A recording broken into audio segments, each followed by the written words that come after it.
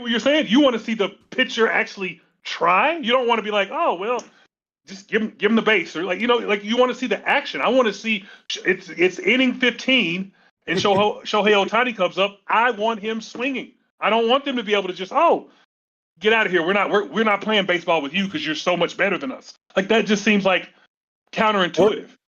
Well, if without a real punishment, without a punishment that really, because if the punishment was there to deter, where it's like you really have to make a decision, then I could be like, okay, like on the hack shack, certain things like, all right, he still gets 2 free throws. So on the off chance that he makes them, which he can sometimes, but at least there's the opportunity to get those 2 points. That's what's most important. Right. But in baseball, there's like it's about 25. You have to have away so that's why you protect them, right? And by the way, welcome everyone to Pastor and Atheist. I left the sound going and y'all were just carrying on. I was like, whatever, man. You'll have the setting up the stream screen while y'all are just doing it. If anybody wants to know what our Facebook arguments on sports ever sounded like, that was it. That was it. Usually with me being right, I know. Fair enough. Yeah, right, correct. But you aren't right.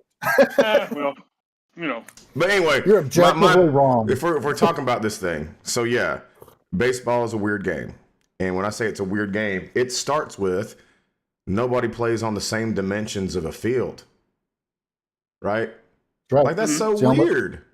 Other than golf, I mean, and in golf, you play on the same dimensions each time you play. I mean, I guess the bases are the same, like the base lengths and but baseball is a weird game.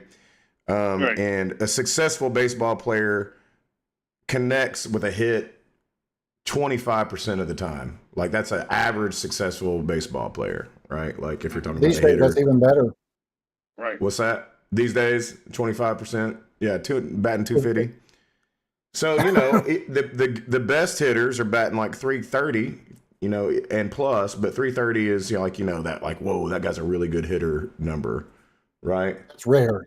Yeah. But I mean, think about that, man. Like, that's just like you're making my argument for me. That's no. So I'm not making an argument for you. I just think you want less opportunities to watch a guy so if a guy's good enough to hit the ball 3 or 4 times out of 10, you want less opportunities for him to hit. Oh, hold on. Let me. There's another part of your argument that is just flawed. That the only purpose of the game is to give the fans something to watch, which is a big part of it. But if I'm the manager of the game, my job is to win the World Series. My fans are going to be a whole lot happier at me if my team wins the World Series. If I pitch around Shohei Ohtani. My job is to win the game. Winning the game is the objective. But my argument is not that they're like I don't mind. Like I understand that you take the strategy if it's there. Like I get like me and Luke have had this conversation like with basketball. There's a play. There are some guys who are Bush League who, if they're on the other team, they'll call for the ball, right? When you get the rebound to try to trick you and I hate that. You'll be like, you just in the flow of the game, you're like, oh shit, my man's throwing the ball. Especially not playing with jerseys or something like that, right? Yeah, exactly. Like this is pickup game etiquette. That's a strategy. I don't go, no, that's not fair. Give me the ball back. I'm like, it's Bush League. Like I judge you, but it's Bush League. I judge you, but I don't go like, oh, I get it as a strategy. If you win the game on that, I'm not gonna be like, oh, you cheated. We don't. I'm athletic, so I understand it from a strategy point. I'm just saying, like, think about it from like as fans of baseball. I don't understand why you wouldn't have want to watch Shohei swing 4 times in those like the fans 6 or 7 innings. The fans because I wanted to see Toronto win. Because you want to what? Because I wanted to see Toronto win. Fair. Okay. So like I don't know, baseball's that game where it's like, it's so reliant on the long ball now, right? And Shohei is such a potent hitter. It's like they're just taking their chances. It's a risk too because now you put somebody in scoring position. But like it's just the way it works, man. You don't want Steph Curry, wide open hitting the corner 3. You let him. You guard him if you can. You're letting Harrison Barnes shoot that or whoever's on the team at that time. Hey, Billy. You don't know this, so me and Luke have also had this discussion. So I apologize to throw this out there without you know. But me and Luke also had a discussion. I was also a fan of when it was just sudden death football overtime. And this guy told me, why don't you want them to both get the ball? Why don't you, you want to see more football and blah, blah, blah. And I'm like, what about the strategy? None of that mattered when it was, when you wanted, like, that's what I'm saying. Like, you can change the game when you don't like something you see, but don't change the game. When you don't hold on. I think the college football rules are way more fair than the old pro rules. The old pro rules are more fair than the new pro rules. But okay, I can prove to you why they are more fair. I'm a Steelers fan. I know what happens with the coin toss. Mm-hmm. Oh, is that the one where wait, no. He called heads. Yeah, he called heads. Yeah, and the so they lost the game. Yeah. And so I would rather take that out of the game and let them play. Just like in baseball, you both get the same chance. Right. Yeah. But you saw, but here's what I'm saying. Like, there was something they did forever, and it's just how it was. And you saw there's a better way. Now, whether I agree or not is not. But I'm saying you saw a better way, and you thought, hey, the rules could be changed, and it wasn't going to hurt. It would help the game. I'm saying so far, get some changes to the rules for guys. Get some changes to the guys to make sure, hey, at least swing. You're saying if you get intentionally walked. See, that's a problem though. You don't have to intentionally walk nobody. You can just pretend like you're pitching and walk them. So I would say you define an intentional walk, whether your intent is there or not. But we would say this goes down as an intentional walk. 4 balls, 4 pitches, 4 balls. Now if you're just a bad pitcher, all right, buddy, you got stuck with an intentional walk. You're just giving that guy an intentional walk, and that goes towards that person's count later in the season. Where look.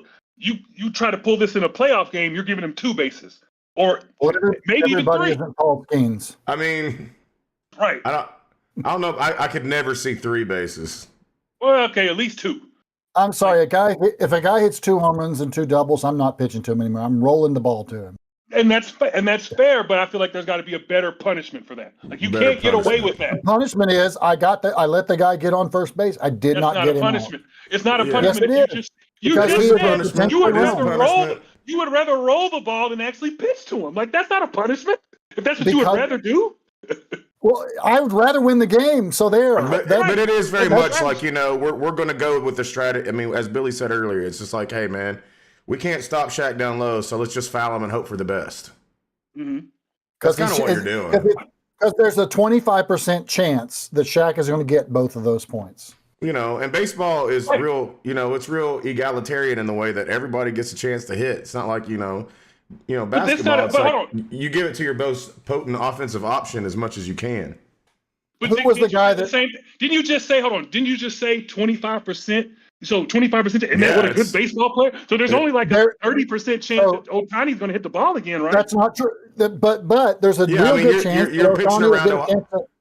There's a real good chance he'll get a chance to try to steal second. The catcher can throw the ball wild. He can get to third on that. A wild pitch and he scored a run. You don't get any points for that. I just said a wild pitch and he scored a run. He's got it. So all that has to happen. Not so much that he got you chickened out. Didn't punish you. It was like some other stuff. That's why that could happen if you pitch more. Your pitcher has to pitch more pitches. You have to face another batter. And so remember the New York Yankees and the Arizona Diamondbacks in the World Series. Who had the winning hit? I have no idea. This was 2001, right? You know why you don't know why? Because it was Craig Counsell as a little. I didn't remember it. Is that the Cubs manager now? Yeah. Cubs manager. So okay. So he got who scored the winning run for the Miami Marlins when they won? Was it a loop? Was this a loop? No. Craig Counsell. Craig Counsell. I don't know. Oh. So yeah. Look, Sid Bream. Sid Bream, don't say that. Sid Bream, on a wheelchair, cruising around third base. He had to be on base to score, right? Like that's right. And that's kind of the point, Adrian. You take the risk of the next guy up. Hopefully he has a less chance of putting it in play. So it's not going to change. The Yankees in 1960, the Yankees lost to the Pirates. in 7 games on a game-winning home run by a second baseman. Mm. Now I don't understand what that means. I guess I don't lose. Well, we can. My bad. I'm trying to see an experimental. Put anything. You still want to see Shohei Ohtani. You want to see Vlad Guerrero. You want Toronto to win. But so if Vlad Guerrero comes up in a chance to hit the ball, you don't want to see that. Who's protecting Shohei these days? Mookie Betts and Freddie. I'm assuming Mookie Freddie Betts. Freeman. I know Freddie Freeman. Yeah, that's right. Freddie Freeman last year in the World Series. Grand Slam. Had like one of the best 3 games I've ever seen in a stretch. I was like, golly, this guy, right? He was, yeah. Phenomenal. So the idea is, you protect your guy. That's one of the reasons why Barry Bonds got walked so much, is because they didn't have ample protection around him. That's right. Which is fine, like I said, but I still want to see him swing. So there's got to I don't like that you get to just shy away from playing baseball. And it's strategy. Yeah, it's strategy because that's what the rules allow. But come on, I want to see. I want to see you go after try to get Barry Bonds out. It's double teaming a wide receiver. It's a boxing one for a good shooter. It's just one of the reasons I want the pitcher to bat is because I want the manager to have to outthink the other manager. To me, that's baseball. Understanding it's strategy, just like it is in football. Am I going to set up this tight, bring in the big guns to run the 1 yard pass, and I roll out and the quarterback with a limp runs it into the end zone at the pylon. Everybody likes to see good strategy. It is easy strategy, not to. Yeah, but just it's when it's a no-brainer. I don't feel like it's really a strategy. It's all right. Don't pitch to the better guy. Come on. We want to see you. Smoltz made the point tonight. If the guy before him was on base, Adrian, that have to pitch to him. That's right. And that's what they did. They pitched to him when the guy was on first. Mm-hmm. So Smoltz was making the point today that if the guy was on second, they would have walked him. Why? Because it sets up a double play or a force out. Either way, if there's 1 or 2 outs. But you don't walk him if the guy's on first, because as you might have seen in that game, you can score from first on a Shohei Ohtani triple, double, whatever. You try to limit the damage, and that's not new to baseball. That is always been a part of baseball, is limiting the damage. Mm-hmm. Everybody isn't. Well, I'm going to just say it again. Everybody is not. The great pitchers that there are out there, and Max Scherzer is not the pitcher he used to be, and so I just know that there were 2 former Pirates in the game last night. So through and through. All right, let's move on to less serious matters. Less serious. So wait. There is one other thing. Yeah. In football, you don't have to score the touchdown. You can stop. Yeah, like run out the clock or something. That's the choice of the offensive player, not that's they get the choice. I wish it had been the choice of my offensive player, not Luke's offensive player. That's all I got to say. I don't know how my offensive player got put in there. I want my players to get up there and swing. I don't want them.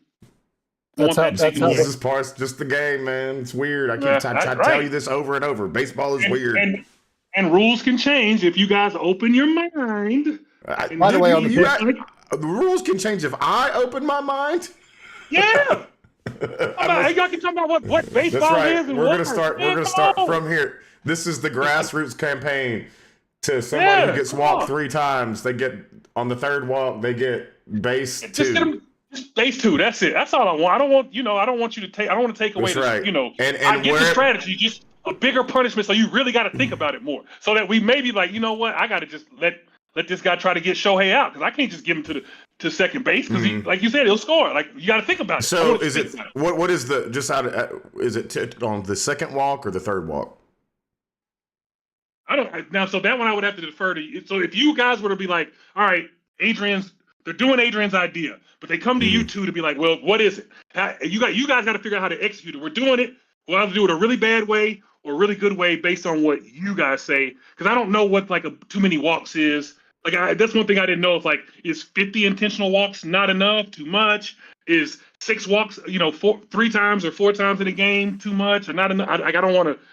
I don't know that. I've seen a guy get walks not intentional 4-5 times in a game. Because there is an intention. There's some intention to that when somebody gets walked. Not in that case. In that case, it was just the pitchers were just he was just really good at watching pitches. They were trying to make him swing at bad pitches. My bad. So one thing I forgot to throw out was that if you could get it, like if you don't want to get rung up on an intentional walk that might harm you later, just try to get 1 strike. How about try to get Shohei on 1 strike? Like if you get 1 strike, then you can just do the 4 balls, and it's not an intentional walk because you at least got the 1. Like you gave him a chance. You gave him a chance to swing. He got a chance to hit something. That was I'm not throwing a pitch he can hit. Right. So then you take an intentional walk. But if you want to I don't think that like even then, I mean, you're not going to stop it. I would not pitch. Like what if he fouled it off? Then you're like, he fouled it off. Then boom, now we can walk him. And then we're going to get into this like thing where it's like, because some pitchers they get in streaks where they just can't throw a strike. Because guy throws 12 walls in a row. I'm not arguing that you should pitch. I'm saying the strategy. You got to think about it. That's all I'm saying. So you're saying the strategy. No, don't pitch to him either. Then I agree with you, but I just feel like there should be a bigger punishment than him just going to first. That's all I'm saying. I do think that they should have to throw the pitches. I think they should have to throw the pitches. I mean, and I've heard other people say they don't like that, or they do like it now because it's like it speeds up the game. I'll just leave you with this, Adrian. In certain games, managers work very, very hard just to get a guy on first, and to give that away, it's still a pretty big risk, in a game of baseball where 1 run is all you need. So anyway, we got to get off this. We got less important things to do than talk baseball. So I have a couple things rung up for you. Billy and I watched Adrian. We watched a guy. He's like I sent you the videos, but for the audience who may be tuning in, I sent Adrian videos of one of the old school YouTube atheists, right? Yeah. Who did the text? Me too. I'm like, wait, you did one too? Or is it saying I did it? No. If you did that, so what I sent you was something that will show you the chat. If you decide to use it, it'll come up as me doing it. Okay, so I'm just looking. My bad. Yeah, we prefer you to actually answer with your voice. Well, I didn't see it. That's why I was like, I wasn't seeing anything, and I'm like, am I even in the right spot? So that was more for me to just. It's there. It's there. It's just nobody has chatted in yet. Who knows if we even have anybody? Apologies to long-time listeners. I'm still learning.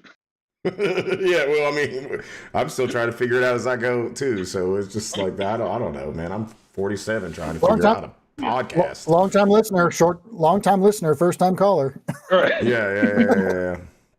So what I got, we watched a Dark Matter 2525 video. He's one of the old school atheists, and it was the video that we watched was more of his commentary, like a soliloquy type video, talking to the camera. But he's known for making, maybe the best word would be salacious, Bible cartoons. And it's funny because, the Bible cartoons that I remember watching as a kid, man, he kind of has that, like, the way he draws the characters, they kind of remind me of that. And it took me down like a rabbit hole of watching a bunch of those old cartoons they had us watching in Sunday school, to keep us quiet, And listen, they were done by Hanna-Barbera. Like, it was good. It was pretty good animation. Like, and it was funny because I could hear the voice actors. I was like, oh yeah, that voice actor was in like, Jabberjaw or something like that. The Flintstones. Yeah, right. It's Mel. But anyway, so much more sanitized cartoons of what we're about to watch. But I want to start with this is going to be like a 2-day arc or 3-day arc. We're going to, it depends on how many baseball conversations we have. But like, we're going to watch like maybe a minute or two of this first one just to kind of get what he's saying. And then we're going to watch one of his cartoons. And what? I'm sorry. What are you doing, Billy? I just showed the score. Oh yeah, okay. I want Toronto to win as well. So like, don't get me wrong. We're on the same team as far as the results. I'm talking about the future. Luke is probably pulling for the Dodgers. Oh, I mean National League, man. I get it, but you know what difference does that make since they have a designated hitter named Shaw? This is true. It's all this. Why are we back on baseball? All right, so look. What? Okay. All right, so here we go. Let's watch a little bit of Mr. Dark Matter 2525. Oh wait, can you hear this? You can hear that, Adrian? No, I can hear you. Are you? Is your sound on? Can you hear it, Billy? Click on the watch stream button there on your screen. Oh, okay. Let me. Yeah, I'm sharing both my face and the video, so you probably got a lot to. You're not sharing your face. You're not sharing your face at all. I'm not sure. Yeah, I am. No. I haven't seen your face once. Every time it just, well, I guess it just tells me like failed to see, and I hit retry over and over again. But I think this is what I was saying. Is like I have my camera being used for like too many things at once, and that's why I said I don't think you can see me. So I apologize for that. It just says failed to start camera. Yeah. All right. I'm gonna turn it off. All right. So anyway, here we go.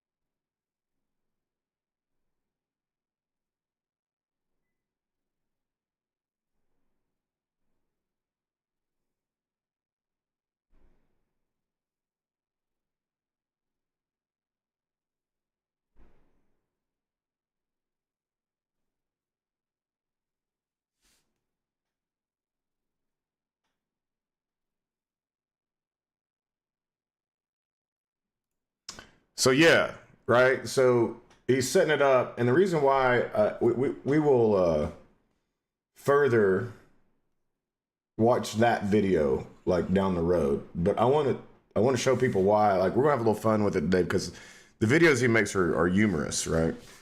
And the other part is because last time we got together, we were talking a little bit about your thesis, and we're going to get a little look at Sodom and Gomorrah. So like he makes atheist critique cartoons. This character right here is Jeffrey. It's like one of the sidekicks of God. So we'll all see. Billy, that's right. You watched this a long time ago in private. We didn't review this. So here we go.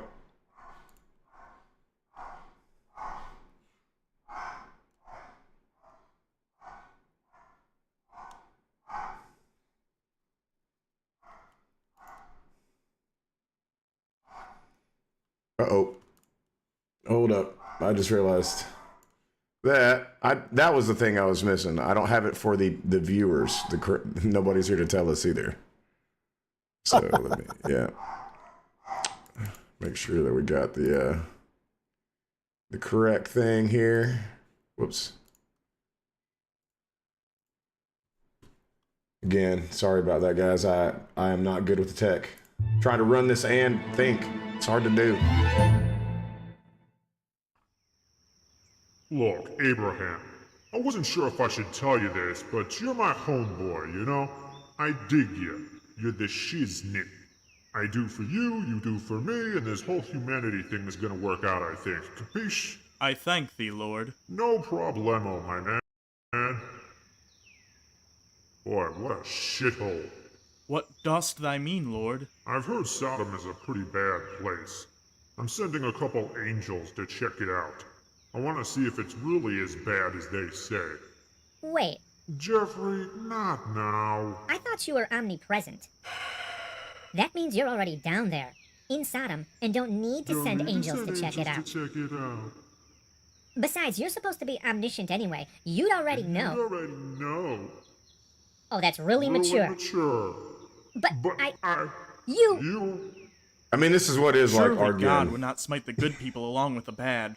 Would thee really destroy the entire city without regard for the good people there? Surely not, Lord.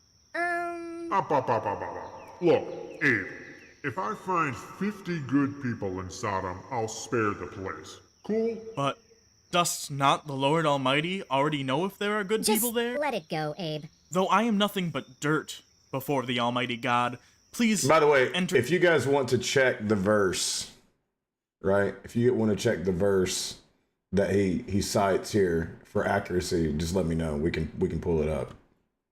Entertain another question. What if the number of good people falleth just 5 short of 50 people? Surely thou shalt not smite them all because of 5 people. Okay. If I find... Jeffrey, what's 50 minus 5? 45. If I find 45 good people there, I shall spare the city. But, Lord, what about only 40? Fine. If I find 40, I won't level the place. Cool? Okay. I did think this was pretty funny when I did look it up, that they actually go down this amount of increments. 30. Fine. Whatever. Yep, it is. Well, as long as I've gone that far... Unbelievable, you hear this guy? What about 20? What if there's 20? Okay. For 20 people, I'll spare the place.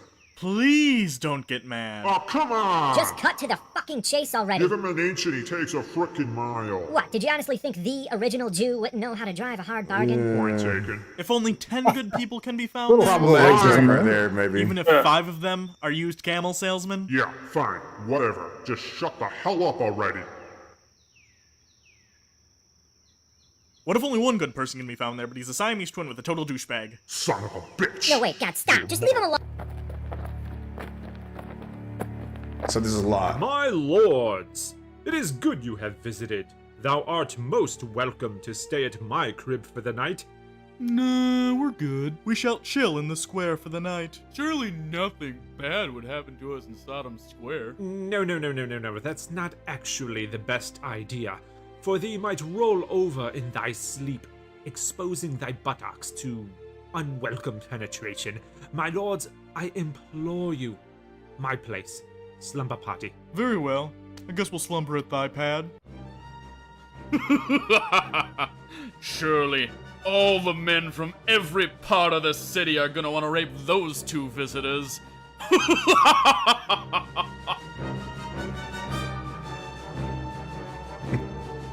That's right. The Mafia, right? The Rainbow Mafia? Is that Have what they call some it? more angel food, why don't you? Delicious. Don't mind if I do. Hark! Look outside. Every man from every part of the city hath surrounded the house.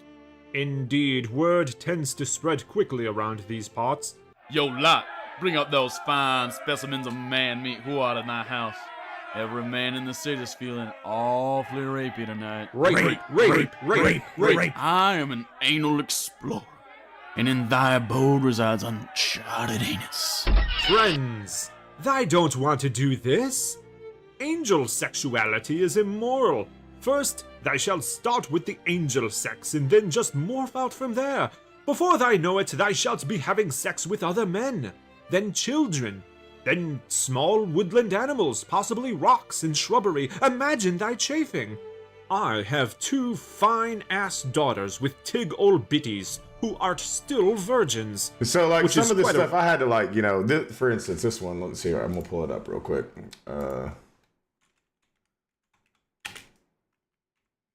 I was like, are you kidding me? Like, because sometimes, you know, you're like wondering, like, what exactly. So let's see, what would be the best one? The new NIV?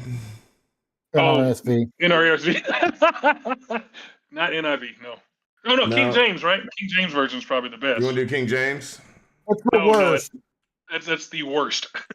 Well, I mean, NRSV. NRSV. New Revised Standard. Are you asking why? Or are you just wondering? Or do you know? You already know. Okay, right. All right. So, look, I have 2 daughters who have not known a man, so they're virgins. Let me bring them out to you and do to them as you please. Like, this is the good man in town, right? Only do nothing to these men, for they have come under the shelter of my roof. You know, these are the angels, right? I'm pretty sure it says something about their breast size too, in some of the other ones. Is that right? No. I could have. I mean, like, it's in the video. I don't. Yeah, I mean, I think the only place you'll hear about breast sizes in Song of Solomon. Is that when it? You know, listen. You just have to be shocked about some of the stuff, like, you know, David and the foreskins, right? Like what? So, all right. Anyway. But yes, he offers up his daughters. He offers up his daughters. A remarkable feat in a city where everyone is supposed to be depraved. Look, I shall bring out my daughters, and I can gang rape them instead. My treat. This is the one guy you're gonna spare? Beautiful virgin females? Who the hell dost thou think thou art, hogging all those angelic anuses? Out of our way! I'm blind! Where's the door? I can't see! How am I supposed to know where to stick my penis? Hey, that's my ear! Sorry. No. Wait. Do it again. Listen, Lot, do you have any more family in the city? Just my sons-in-law who are to marry my daughters. Wait, the daughters you just offered up to be gang raped? Yes. Okay, let's get the sons-in-laws out of the city. Just my advice, don't mention the gang rape thing that almost happened. Yeah, this place is probably gonna have to be destroyed. Honestly, there are just far too many penises being placed into incorrect orifices for this place not to be burned to the ground, so that's gonna happen.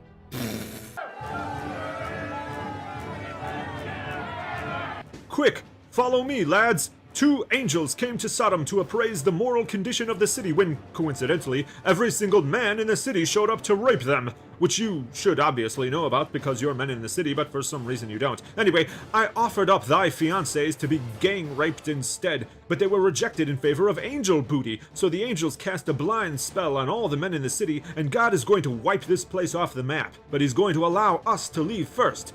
Pack your shit.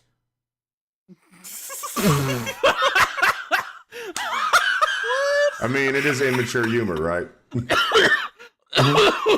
They didn't buy it. Hurry! Just take thy wife and thy daughters and get the hell out of here before thou art fried with these poo perforators. You need to flee to the mountains. Do not look back. Seriously. Who dost thou think I look like? Flo Joe Baggins? I am but an old man and cannot make it all the way to the mountains. Allow me to flee to that little town next door instead. Very well. Just hurry up. God cannot destroy this place until thy make it to safety. Yes, it's not as if an omnipotent being can protect thee. And believe me, God cannot wait to destroy these blind booty bangers. Okay, God. Lot and his family are safe. Finally, time for some good old-fashioned genocide. God, why genocide? I mean, you did the same damn thing with the flood, but that didn't solve the problem of evil either. Don't be ridiculous, Jeffrey. That was water. I'll use fire this time. Maybe you should think this through. I mean, there's gotta be more people down there worth saving besides Lot. Like who, Jeffrey? You saw how all the men in the city wanted to rape my angels. Not all the men in the city, like Lot's sons-in-law. Besides, there's other people in the cities besides men. What about all the women and children? Women and children? Yeah, like mothers, grandmothers, toddlers, little girls, boys, babies. Babies? Well...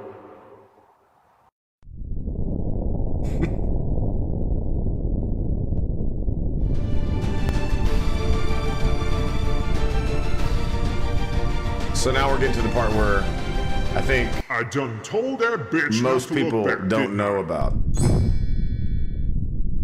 mean, we know about the salt, right? Everybody knows about the turning Could into you salt. please pass some of your mother? Thank you. God, my oldest daughter did glance at the city for a moment, I noticed, and, this could use a little oregano, you know what I'm saying? This place, sucks. Yeah, how shall we bear children? Because that's all women are good for, right? And there's no one here to fuck. Shh! Daddy might hear. Wait, I know. Let's fuck Daddy. Oh, come on. He would never. I guess I forgot that this Unless has some the writer cuss of words the in it story like can that. invent a convoluted, Oh, well. unrealistic contrivance that would allow Daddy to retain his We're adults. righteousness. I know. We shall get him so drunk that he passes out, and then he won't know he's fucking us. Yeah, but he's so old, and we're virgins. Won't it be difficult for him to... Well, that's actually the least of thy problems, because drinking that much alcohol dilates the blood vessels in the penis, making it impossible to sustain an erection anyway, especially if he doesn't even know that he's having sex. And the older the man, the less alcohol it takes to cause this effect. So this plan is actually really, really stupid. Oh. So I guess it won't work then. No, it'll work. The writer of this story doesn't know anything about vasodilation. Oh, cool. So you do him the first night, then tomorrow night we'll get him drunk again, and then it'll be my turn. He totally won't suspect a thing. At least until we're both totally rockin' matching baby bumps. Well, he probably wouldn't knock both of us up on the first try, unless we're simultaneously ovulating. Oh, so I guess it won't work after all. No, actually, we'll get knocked up immediately. You know, the writer of the story doesn't seem that bright. Yep, we shall be one big happy family. Abe, I'd like to introduce The kids you are to funny the looking. family you convinced me to save. Oh, very good. This is Moab and Ben.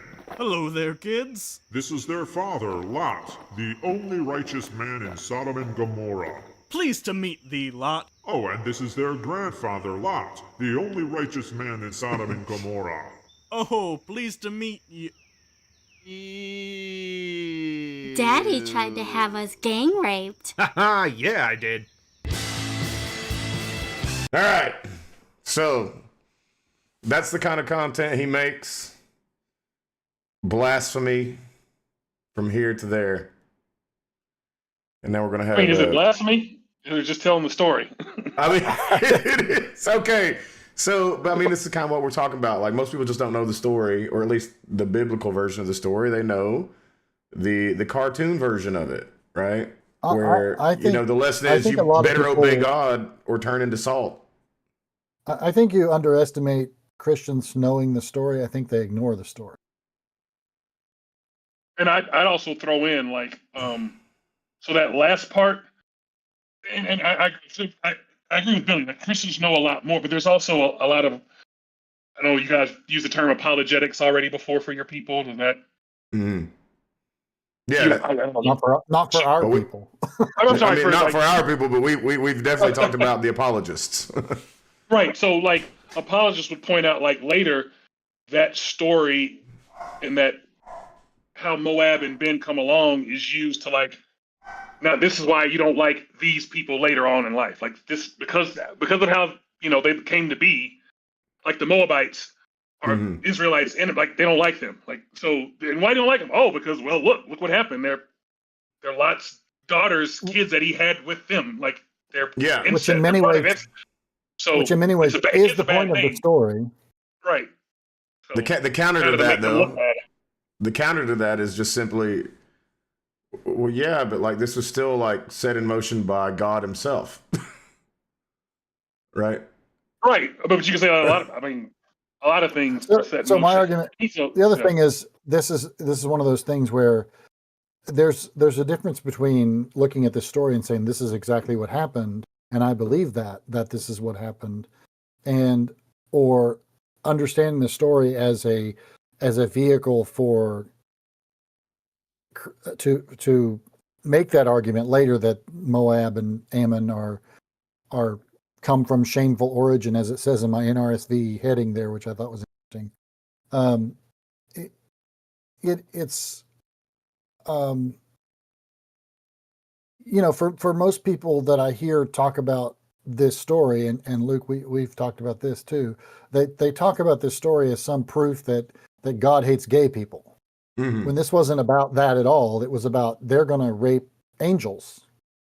And there was this whole thing that we don't ever talk about. And we don't really, it's, why talk about it for one thing, but it isn't about that. It's about the fact that they were not hospitable to the stranger. There was this whole angel, interspecies, whatever kind of, however you want to phrase that, whatever that sex is. that they were trying to have. Interspecies. Well, we're not angels. Yeah. And by the way, I wanted to say, when you were pointing out the language, I think Adrian lives around a lot of Cubs and White Sox fans, so he's probably used to it. I mean, we're grown, and yeah, baseball fans are going to cuss. Especially White Sox fans. Are White Sox fans worse than Cubs fans? I don't know, man. There's probably an amount of privilege in the Cubs fan that will just let them let loose. Yeah, no doubt. But the recently the White Sox have been really, really awful. They've had reason. Yeah. They've had reason to be. Yeah, they should have been. Yeah, they're not happy. And it's not like, we're going to get the first draft pick. Yeah. And these Angels are not the Los Angeles Angels, right? No, these are the Angels that apparently have, first off, are Angels, are they, maybe one of you can answer this. Are angels actually described like physically in the Bible somewhere? In what way? Because can they manifest human form? I mean, is that how we're reading this? So the answer to that, I think, is very varied. For instance, Abraham and Sarah, or Sarah's in the house and Abraham's sitting on the side of the road. And why he was sitting on the side of the road, I don't know. But the people come up and they were supposedly two guys, two men. And, he saw them as men. So there's other descriptions. And then there's... For those that are really, really, really into the study of some of that, it's pretty varied as to what an angel is and what that might look like. Mm-hmm. Right. So, and one of the reasons I loved talking about this because I think fortunately with Billy here and my minimal seminary stuff, I think we can go further than kind of like that surface of this is how most people in the 19th and 20th century, at least when we were growing up, read this. And then this is why it's ridiculous. And that's all well and good, but we can also talk about, but that's not exactly what they're even trying to do with the story. We can actually talk about how it's ridiculous based even in the time of what they're trying. It's a ridiculous story, period. It's a ridiculous. Right? Maybe ridiculous isn't the word I'm trying to use on this. Where it's like this doesn't match up with kind of what we believe versus kind of just so the stuff where the guy is going to allow the daughters to be raped. That's bad to us. But back then, there's nothing wrong with that. That's right. This is the moral better choice. Yeah, fine. Women are subhuman in their own way. Women are their property. So he's not doing that. It may be bad to us, but at the time they don't think he's bad for doing that.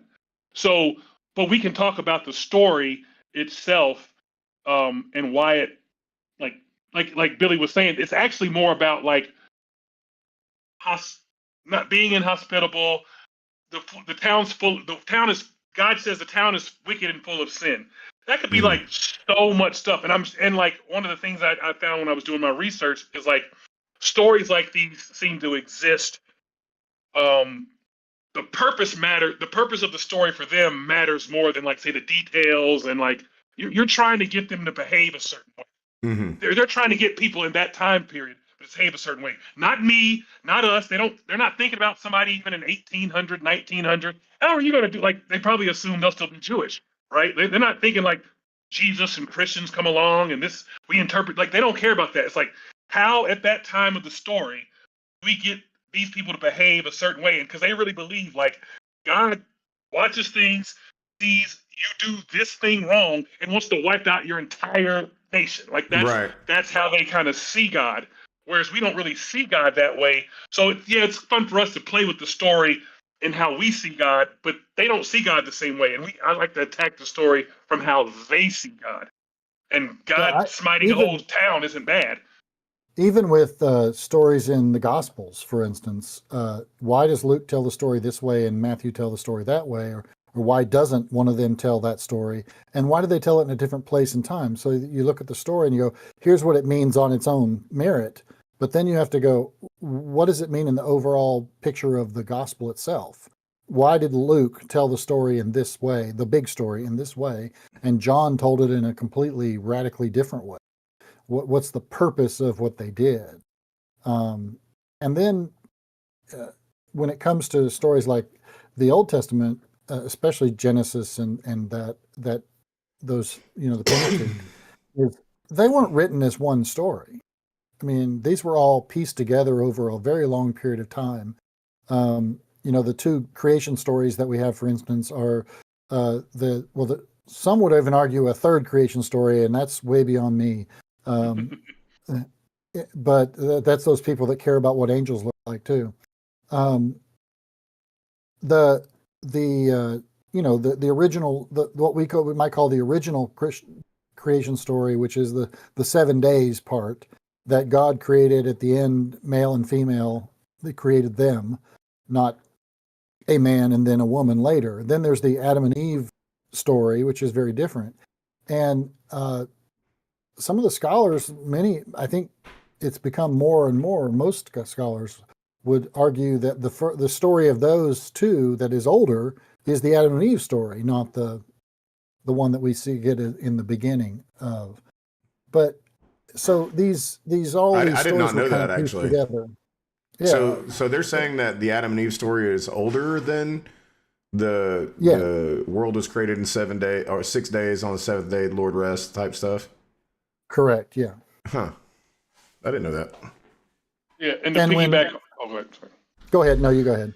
I just wanted to piggyback on what you were saying as far as to take it back to like when you ask the question like, does the Bible describe angels? But we have to kind of remember these stories are like thousands of years, can be thousands of years apart. So like a description of an angel in the Gospels might not match up with a description of the angels in Judges, because there's 1,000 years difference of like who's writing what, and maybe those questions, like at first, like it doesn't really matter, they're just angels. But then someone probably comes along and says, what are angels, or what do they look like?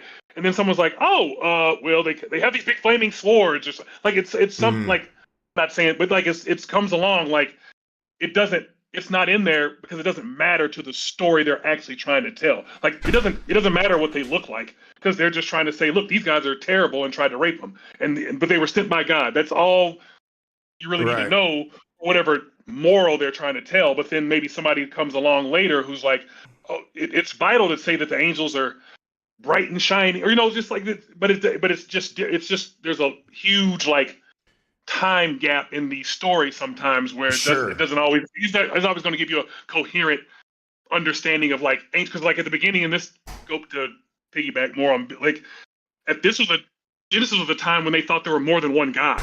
Like there's a bunch of gods. There's a pantheon, and there's a pantheon. But as you read more and more and they write more and more, it morphs into like, oh no, it's just the one God. Just the one always. There was never, but the stories in Genesis are still written from the perspective of people who think they have their own God. This other tribe has their God. These other tribes have their own God, and they all fight. And when we all fight, our gods get together and be like, I'm going to give you more power. No, I'm going to give you more power. And so it's like, it's different. Yeah. Yeah, we've talked about one from the human standpoint of this idea is that what you're saying, my God's got this and that. It was like two kids fighting over, my dad's stronger than your dad. No, my dad's stronger than your dad. My dad can change a tire in 30 seconds. My dad can change a tire while it's driving down the road. Hey Billy, but your dad can't do anything if I've got like iron chariots or something. Remember that? I don't know if you remember that. We couldn't win. They had it was like one like we couldn't overtake these last because the chariots were made of iron or it was something weird that God couldn't defeat these guys. I can't remember what it was. Those are some of my favorites. Is when like omniscient, omnipotent, omnipresent, and sometimes omnibenevolent, depending on what we're talking about. It's very mysterious. Like, the atheist in these stories would be like, you sent angels in, but you already knew what was going on, right? And he definitely nods to that, of course. But Jeffrey is always like in these little cartoons, like the voice of reason, like, hey, you're God, and you don't have to be like this. You don't have to do this. You have the power to stop all this, And I would and I've pushed back on this a little bit before. I don't really think the Bible spends a lot of time suggesting that God is omni anything. I think that's a more dogma thing that we created later on in church history. No. Yeah. God is limited a lot. I mean, he's sitting there arguing with Abraham. Right, exactly. The stuff like that, like or like God lost a wrestling match with Jacob. Like that's like it's not a metaphor for him. But that's what I'm saying. Like, because God's limited. Like, but the counterpoint is all the stuff that God is capable of. That's being. But you said omni, so that's like I would say they think God is just a really big, powerful being who gets mad. They don't have these stories don't portray a God as nuanced as maybe we think about it. It's just God's the big bad who will smite you if you don't do right. But if you do good, God will do these things. And that's it. Like, it's not, they're not worried about, is there a Satan there and the angel? Like, is there Jeffrey really up there? Like, that's not, these stories don't care about that. Yeah, I know they don't care about that, but it makes me wonder if what you're saying is like, that these people didn't believe that whatever God they were, because I know I was like a bunch of them, like, that were, and they weren't like necessarily gods of different tribes too, because I mean they both shared them. Like you had like the rain god and the, Well, and also it wasn't the that sex god, and it wasn't that people who worship the God of Israel didn't believe in those other gods either. They did. They believed those were also gods. But my God is bigger than your God is kind of where it comes down. It wasn't your God doesn't exist, only our God exists. Monotheism, Dan McLaughlin will tell you that monotheism doesn't really even exist in the Bible. And I don't know if that would fit with the New Testament as much, but it's certainly true of the Old Testament. I don't know. I think, my problem that I have with this, like saying the Bible doesn't say that God has in the Bible significant power. And significant power is not omni. Okay, so but I want to back it up. Like to again, create the whole thing, someone might say omni, and I don't know Well, I guess what I'm saying is, it depends on the story. Like, so when you say the Bible says this, but there's like where was that? And the Bible is the Bible is a bunch of books. Yeah, it's not in this particular story. So, but this particular story exists on its own. We just we have it as part of a Bible. But at the time, it's its own story that really should be independent of all the other stories. When you're thinking about what this story is trying to say, what Sodom and Gomorrah is trying to say, has nothing to do with what Ezekiel might write 1,000 years later, right? Like Jesus isn't thinking about Ezekiel, so that's where. So when it says omni, like that comes from something else. In Genesis, God's not omni. But no, the Genesis God created everything from nothing. But that doesn't mean omni. The Genesis God did that, took the void of the form, but that doesn't mean the Genesis God also, like you said, walks around and has to go see things. It's completely contrary. Is my point. Like it's that's our point. I'm not saying that you're wrong. I'm saying the Bible itself. I'm pushing back on the omni because the Bible gives creation power. So even the most basic teaching about, and Adrian, you tell me if when you went into your first Old Testament class, JEDP, right? Yep. So JEDP are the 4 basic writer types that wrote Genesis. Theory, yep. All right. Yeah, that's a theory. J is Yahwist. E is Elohist. Elohist, yeah. D is Deuteronomist. I can't pronounce them, You're right. And P is priestly. And so each of those 4 writing types had a purpose for writing. The priestly would, they'd be focused on the rules and the ritual and things like that. Whereas, Yahwist and Elohimist would be thinking about how they have a different way of presenting God. And the Deuteronomist, I think, it's been a while since I've looked at this, might be the ones that kind of were more interested in the storyline of that. But I may be completely dead wrong because it's been. I think some of it's like, I think it's more than just Genesis. Isn't like the first 5? Is that J? Yeah, the Pentateuch. Yeah. Yeah. So like the Deuteronomist is Deuteronomy, right? Yeah, but there are still priestly writings and right. Yeah, and Genesis. So the first two stories of creation are written by 2 different schools of thought at different times in history, probably hundreds of years apart. Mm-hmm. So they weren't trying to make this story fit the other story or anything like that. Yeah, they just put them together. I'm not trying to say that. I'm just saying, like, when you're saying not omni, I guess it depends on the story. Me as an atheist, you're not going to get any pushback. I mean, like, I think no power at all. My personal belief is there's no power. So what I was getting at is that how Christians interpret those books in particular, how they interpret the stories of God. We've talked about the apologist, and a lot of times the apologists are trying to create this idea that there's one voice throughout the whole Bible. Right. And that one voice is making everything sync up.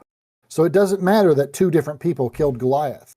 It doesn't matter that there are 2 creation stories because they sync up. And it doesn't matter that, this happened and that happened and they contradict each other. It doesn't matter those things because God wrote it all. Yeah, I mean, you have to do a ton of mental gymnastics. So for most people, and I may be wrong about the most people, but I think most people globally, at least, who are Christian, don't buy into the idea that there is one voice. I would disagree with that. Univocal. Well, so for instance, there's a lot of things that people outside of the United States do not accept that American evangelism, American evangelicals think is this solid gospel. For instance, rapture is not something that is believed in. You've got your specialists, but I think the general. If we're just look, I can't really speak for the Christians in Europe, right? And I have a hard time even speaking for the Christians that you're going to find even in progressive liberal cities, right? But down here, God is an omni. So I think where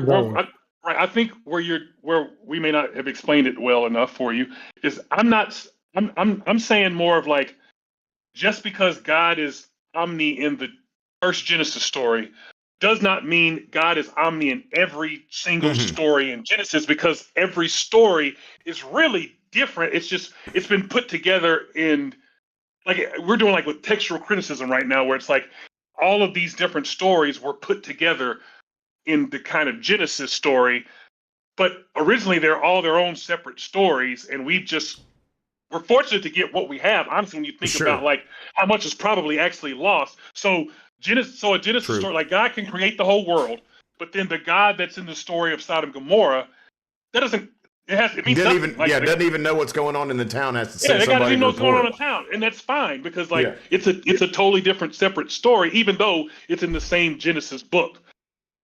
Right. I understand what you're saying. I think I'm doing a poor job of presenting the argument of the audience, so to speak. Right. Like what they're going to, because Billy said that, he doesn't believe that most Christians believe that God is omni. I I would massively disagree with that statement. I think most Christians are not well read enough in general to think beyond that God is just an omni. That there's, the Christian God is an omni. Like, you're going to tell the people that say stuff like everything happens for a reason, that they're wrong. I think that most people say stuff, everything happens for a reason. This is God's plan, like these kind of things. If somebody says God has a plan, they believe in an omni.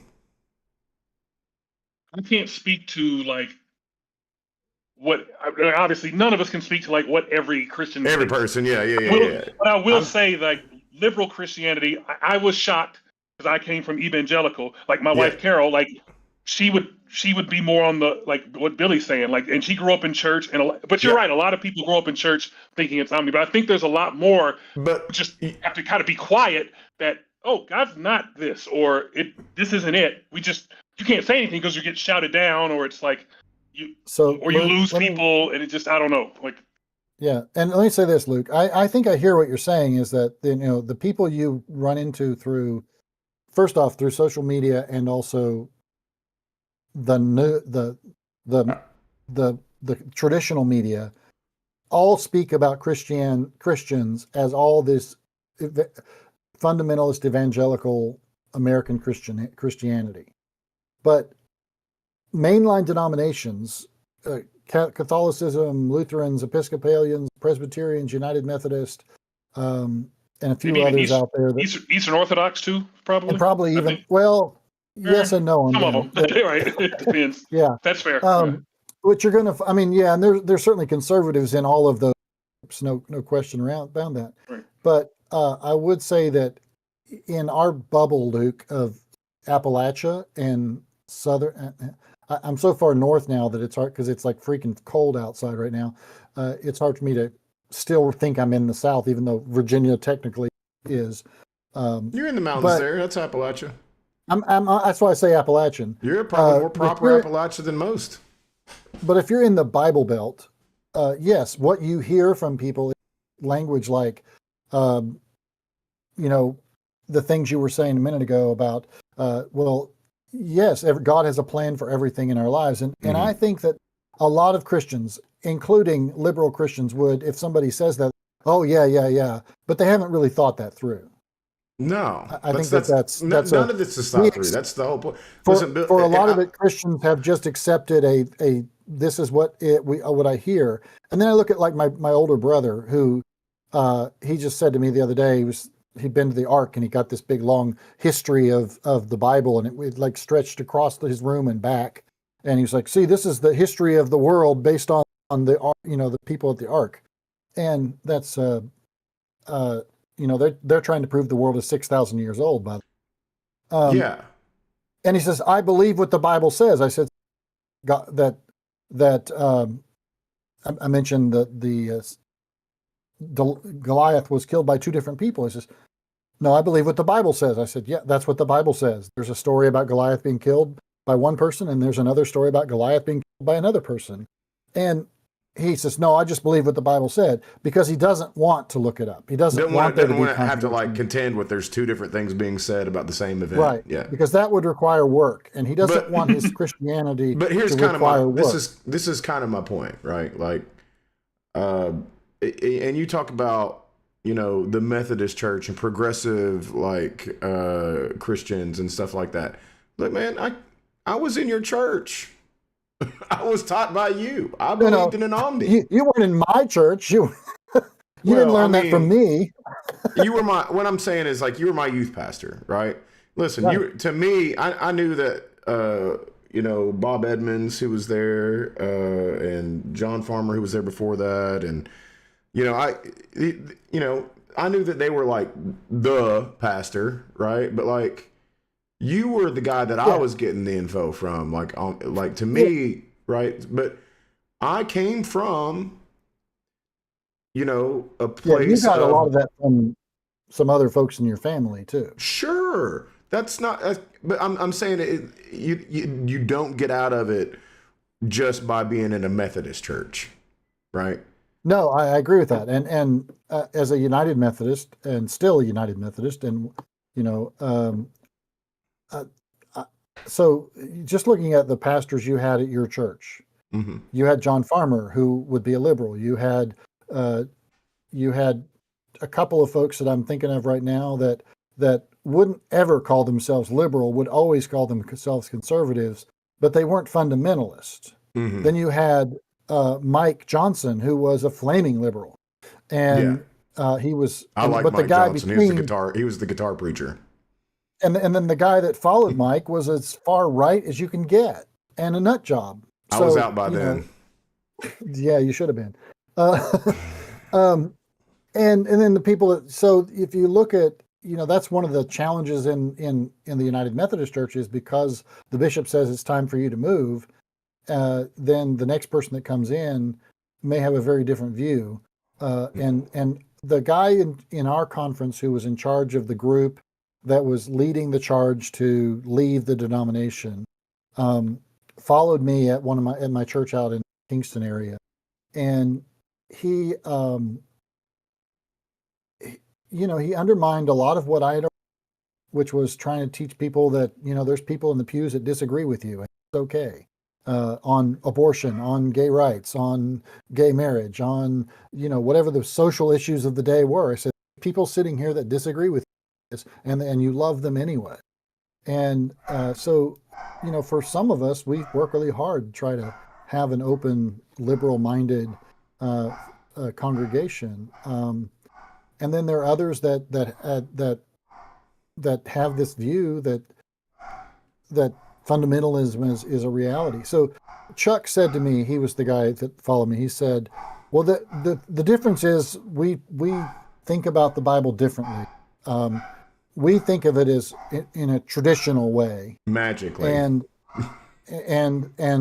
you liberals think of it in context." And I'm like, well, so what you're saying is you believe the dogma over the scripture, and we look at the scripture for where it's located in the story and what it means and things that I was just saying a minute ago. How does this story fit into the overall story, and why did they put it together and all that? And so, Adrian, how long would you say that you believed in an omni? Oh, that is interesting, because I would say like all the way up until I stopped. Well, yeah. And it's tough to get and one of the reasons I stopped, because I'm like, well, if you're omni, none of this makes any sense as far as like love and power, right? It's like, this doesn't make, like, nothing you're doing makes any sense if you've got all the power and you're all good and all loving.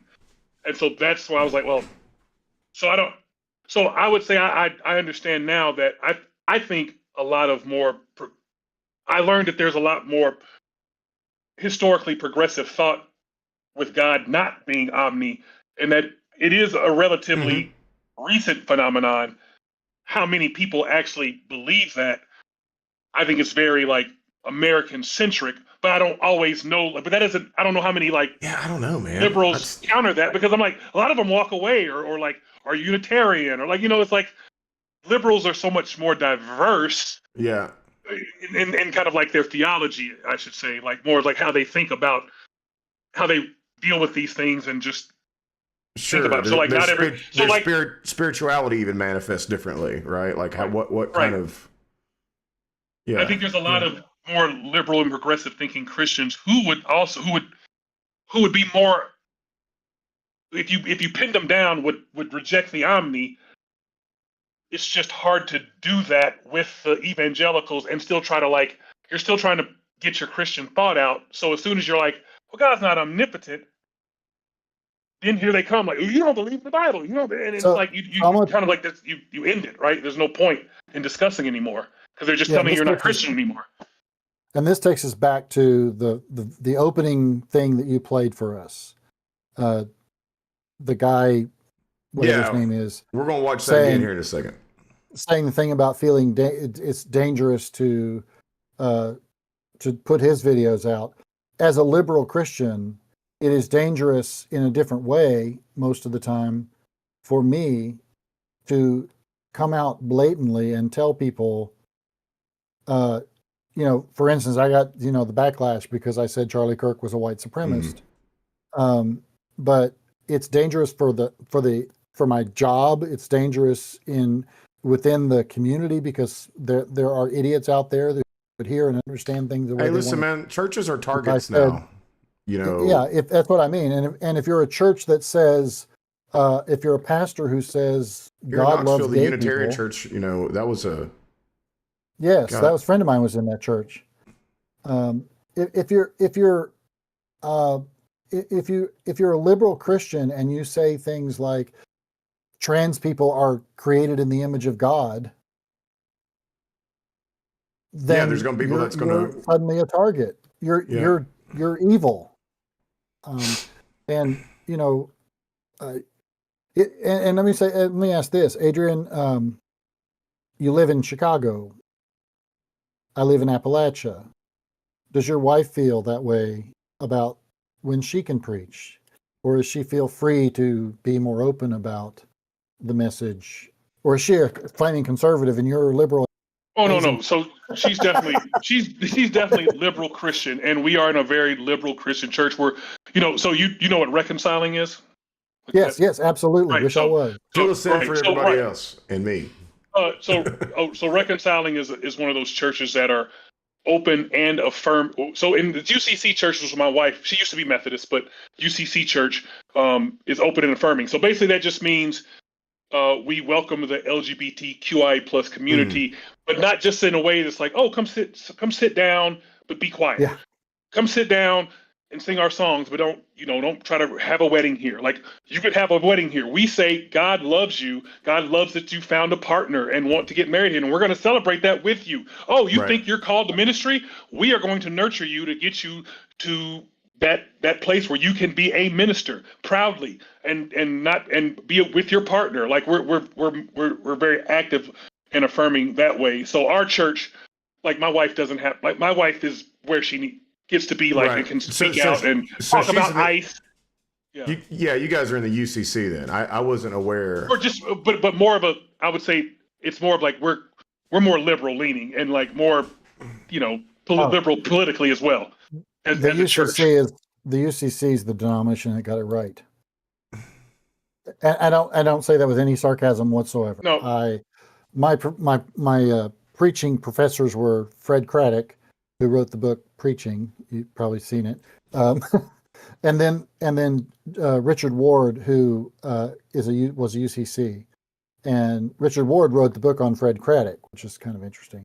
But I learned about the UCC because we did some storytelling classes at the UCC church and learned a little bit about them. And then, if I had to leave the United Methodist Church and I could go to another denomination, that is the one I would choose. Wouldn't even be close. Yeah, and that's pretty much my wife's experience. Like, she was Methodist so she, like, her mom's a Methodist pastor, still a Methodist pastor. Like, her grandfather, retired Methodist pastor. So I grew up missionary Baptist, and so, but I was in the Methodist Church for 2009 to even, I guess, sort of now-ish.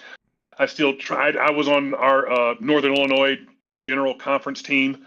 So I'm familiar with a lot of the Methodists, but that's kind of where I learned, like, in seminary as well. It's like, there's actually a lot more people who think closer to the three of us, even as you as an atheist, and a lot of the things that you feel. But a lot of that stuff that is important to evangelicals is just not important to liberal Christians. Like, so the question of whether God is omniscient, none of that. It doesn't matter. Who cares? Who cares? God's this really big being who's here to teach us about love, and that's the best way to live. That's kind of how liberal Christians see it. Whereas evangelicals really need their God to be a smite who can win every battle and, like, prove everybody wrong. Like, that's really important for them. So that matters more, and they say it more, and they want to make sure if you agree with them, you got to believe that too. Mm-hmm. Whereas liberals, like, can we just be nice? I mean, and I don't want to trivialize liberal Christians, but I'm just saying, like, their message isn't centered around that. So that's why it seems a lot more important when you're around evangelicals a lot than when you go out and you're like, there's a lot of people that don't really care about this. But I won't go as far as say like who's more, who which side has more people. I just know there's the side that doesn't care about that was a lot bigger than I thought. Right, once I finally got out of my bubble. And being here in the South, it is a bubble, right?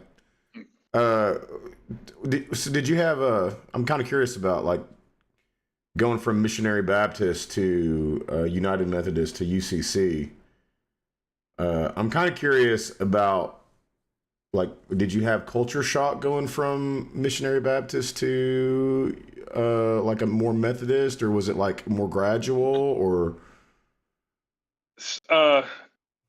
Luke, you may not know this about me, but I tend to think I'm right all the time. Oh yeah, no, brother. So I recognize you, brother. I know better. So my thing was more like, maybe I'm here to show them where they're wrong. Oh shit, man! So like, you would do that. So I was just like, okay, they're wrong, but like, so like, I can't. I think I said this last time, but like or maybe I didn't. But just because at the time I didn't believe in women pastors. So here I am dating a girl whose mom is a pastor. Oh shit! Like, well, whatever. But I'm trying to get. Let's hear this story. Whatever. Yeah, I'm trying to like, date her. I want to. Yeah. I'm 21. You're seeing 22. About it. Yeah, I'm seeing about it. Like, whatever. God, you know what? God, maybe you deal with that woman trying to preach. I'm trying to get with this girl. And then when she decided she wanted to preach, I was still kind of more like I had evolved somewhat. And this might have been just like cherry picking and just making like I got to deal with it because it's my wife. I was more like, well, I don't know if women are supposed to be pastors, but I know that God, like almost kind of like the David, God works through anybody. So maybe they're wrong. But God's like, look, if they're going to be pastors, I'm going to figure out a way to get them to say the right message. And so I was just like, I was going along making all my excuses. Yeah, like so even and so I was. But this is like massaging your wall down, right? Right. So I was. It's not breaking it down, but it's massaging it down. I didn't like my wall didn't really fully get broken down until I tend to pride myself on like knowing things and like I know the Bible, and then I go to seminary and I'm like, wow, I know like 10% of the Bible, and the other 90% is dogma that I've been taught over the last 30 years and believed in. And I'm like, oh, this said like, so I'm like, oh, there was never anywhere where God said to kill anybody. I know they did a bunch of killing in the Old Testament, but God didn't say it. Oh crap! Actually, I'm reading it. God said it. Like kill all the women and children. You have to like we were talking about. Saul has to kill all of the women and children and everybody. Like you can't leave a person alive. Like whoa. I don't know how to reconcile that because like I can sit here and say like, yeah, we don't do that anymore, but like that still doesn't change the fact that at one time that happened. I don't care. Like, what's the point of Jesus coming and saving us? Like, there's a Jesus who's washed us in the blood, and God wants to bring us all home. It's us rejecting. Like, no, God didn't even spend 2 minutes trying to like, hey, you terrible Amalekites, come over here. Like, no, God, like, no, you're dead. Get out of here. I'm like, oh, and there was so much stuff in there. It was just like, if someone was a different religion or didn't believe the thing about God, sometimes there was redemption, sure, when the story needed it. But for the most part, it was, hey, kill all these people. And no matter what you say about Jesus coming along, that doesn't change that there was probably some kid some boy that was 10 years old, probably didn't like whatever, and then his town gets ransacked, and now his throat slit. I'm like, God, what? Oh no! And so that's kind of where I was like, oh.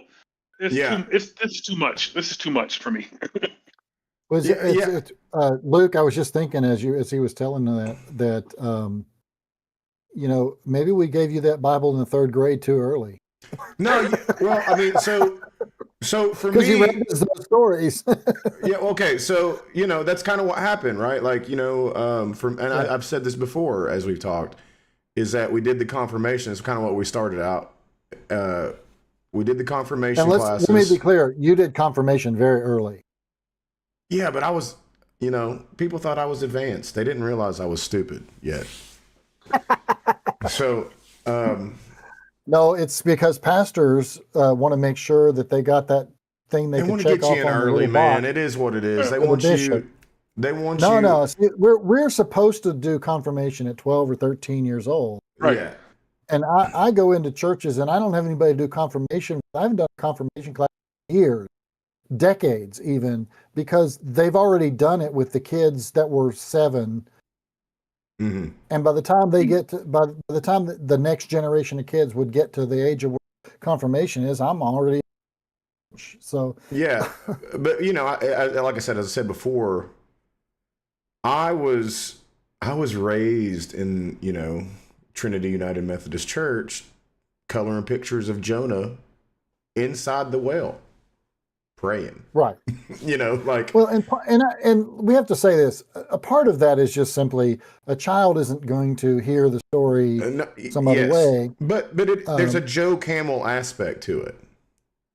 Right, is kind of my point. I think that, well, you know, my generation, we didn't have those tunes. We had Jot, whatever it was, but we also had felt boards, you know, and they would put the little characters up on the felt board.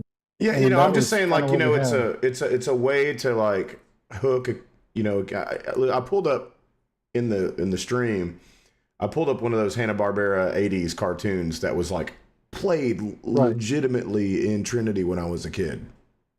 Right. And let me say one more thing before you do that. Adrian made a really good point in that he realized he believed a lot of dogma and not what was actually there. Yeah, yeah. And churches across the board teach dogma first. Yes. Mm-hmm. And they get you in earlier and the kids on the magic. And by the way, the more that they put Bible believing on the sign, the more they teach dogma. Yeah. And it's really strong because you get the dogma, and one of the big things is everything in the Bible is true. Everything in the Bible is true. Everything it's true. It's true. It's real.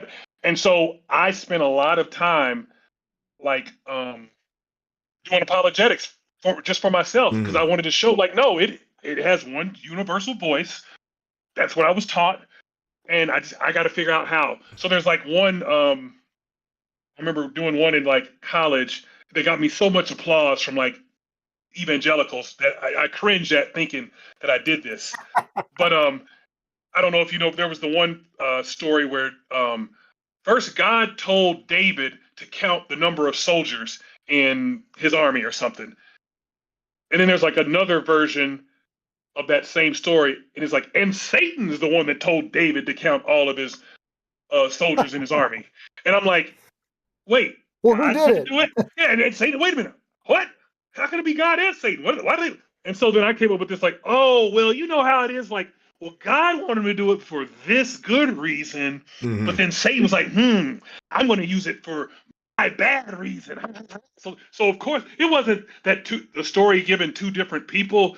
They both tried to get David to number them for their own personal reasons, but Satan's reasons won out because then God cursed him with the famine. So it's like, in my mind, I go into that saying I have to make it so that these two different verses that are clearly contradictory, they match, and it doesn't matter. And so anytime I would come up with something new, I would always do that. It just got to a point where I was like, fortunately, I'm smart enough. You constantly chase a different apology. Right. And it's like, after a while, it's like, come on, man. Like, if I wouldn't do this for any other story. Like if you told, like, this is like, hey, I see the guy shoot the guy, like, oh, you didn't see it. I would be like, what are you talking about? But in Bible, like, you didn't see where it said that God said kill. Like, no, why am I doing this? Why am I jumping through all these mental hoops when I wouldn't do this anywhere else in my life? I have a brain. God, come on. Like, am I just supposed to, I'm really supposed to be just stupid? Like, I have to come up with just stupid reasoning to believe certain things. And so that's where I couldn't do it. It's just trying to make a statement about, you know, there has to be consequences for an intentional war. But there are. They're just weak. There's a guy on base without an out. Right. Yeah, we need. You know, look, God wants to kill everybody. So, you know, like, you need big punishments. That's the God I'm used to. Wiping civilization. Genocide as. Yeah. Like God does a lot of genocides. God's not some participate. Everybody gets a participation trophy. God, God wants us just. Right. That's exactly right. They don't get a participation trophy. No. That's why they play to win the game. Amen. Yeah. But yeah, I mean, I don't really have a whole lot more to add on that. I mean, I was just kind of curious about like your culture shock moving in from being right, as you say, about one thing, and then like moving it, like, and that finally you get to the point where you went to seminary and like now you're an agnostic with a preacher wife. I'm curious, was your wife, what region of the country did she grow up?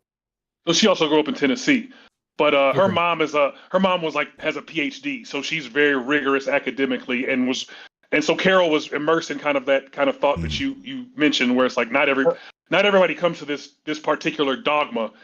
It depends on like your pastors and your church. Is that Middle Tennessee then?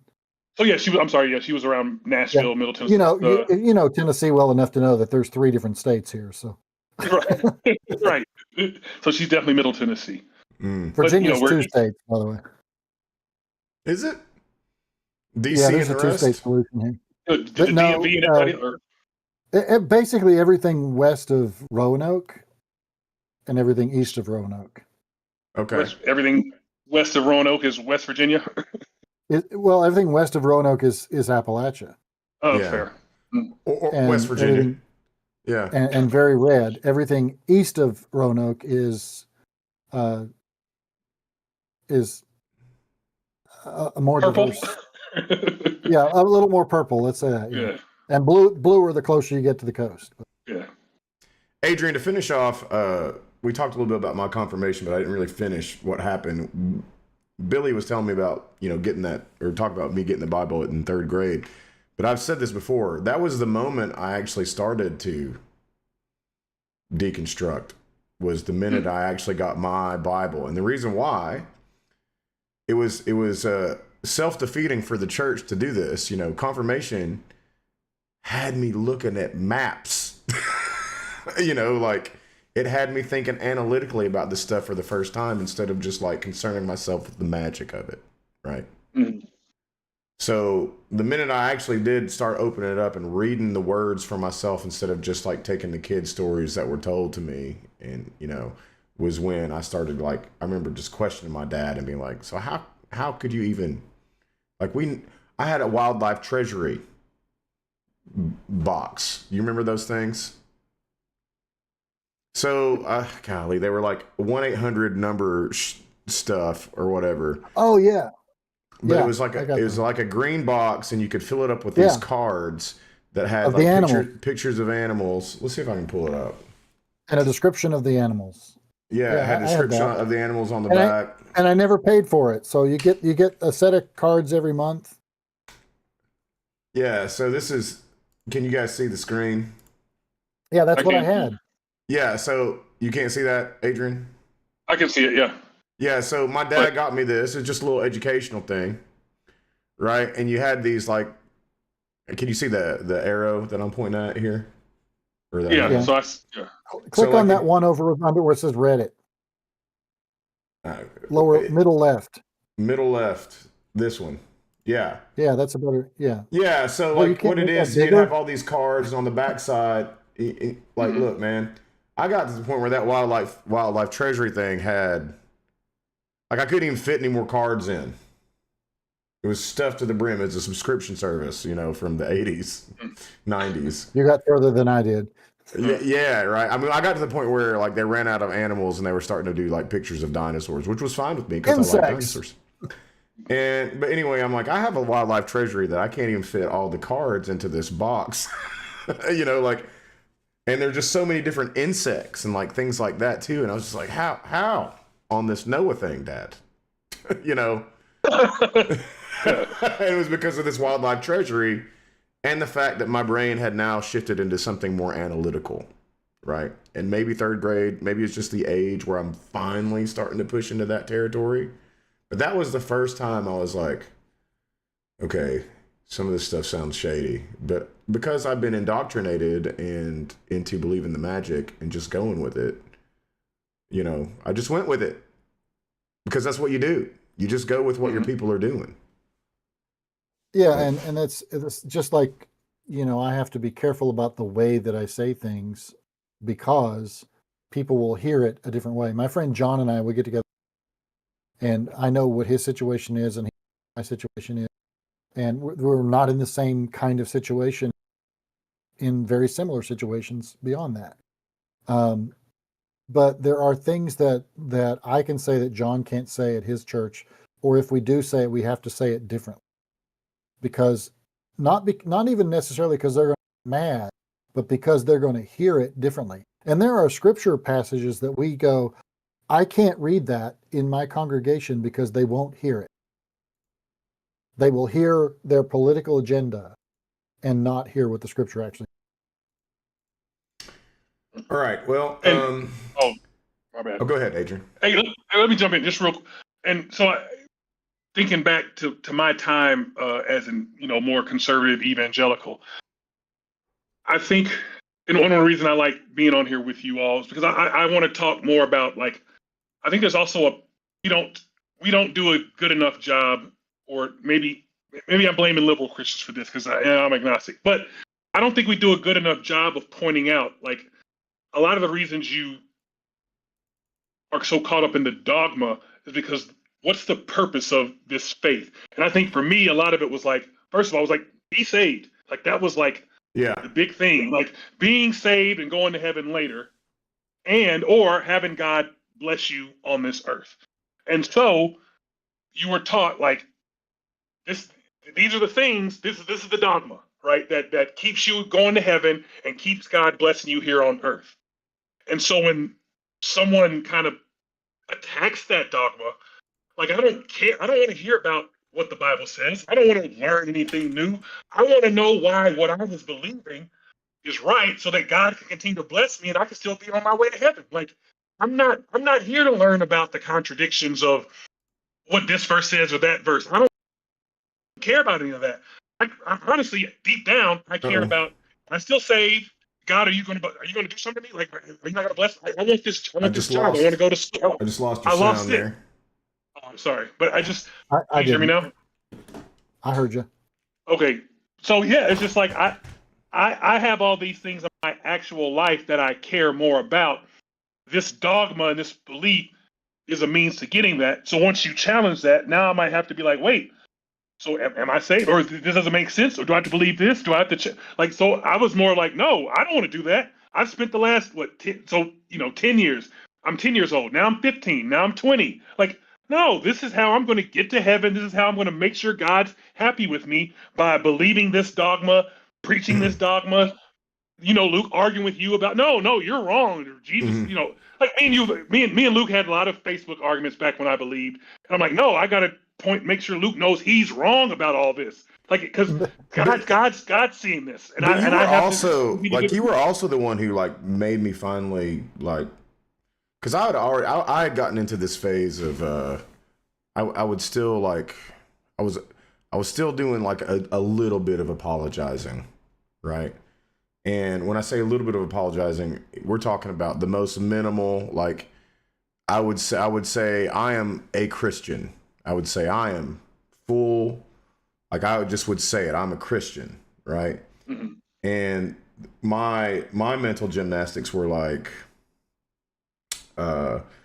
because I believe in the goodness of the message, but it was still a place where I was ignoring the shitty messages, right? Like, I wasn't, because that's the thing. Like, I think that a lot of people believe that not only is the Bible true, but it's good, right? Like, you look at the book of Job, for instance, and you see, a righteous guy who just believes in the goodness of God, even though God is the one in the back of the scene who's just torturing his ass, and it's a horrible story, but, like, you're taught to believe that this is, like, you're taught to even apologize that there's goodness in this message here too, right? Mm-hmm. And then eventually I just got to the point where it's like, it's not even that.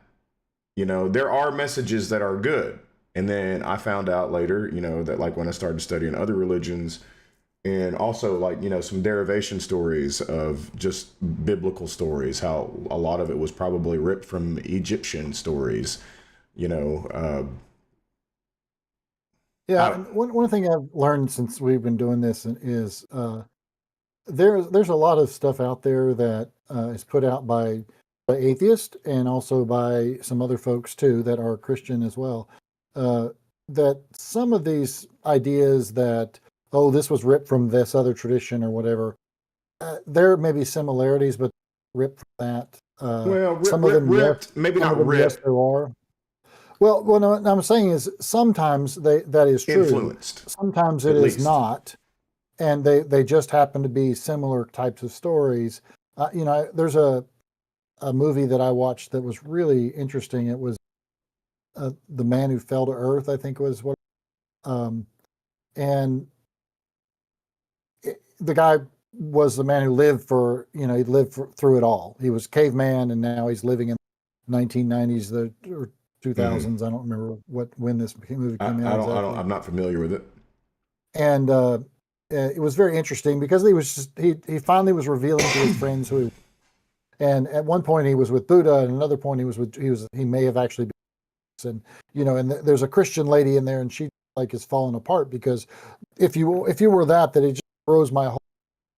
But my point is that one of the arguments I always hear, for instance, is, oh, well, the Christians hijacked this, that, and the other for Easter, and Christmas is based on that, this other thing that are pagan rituals and all that.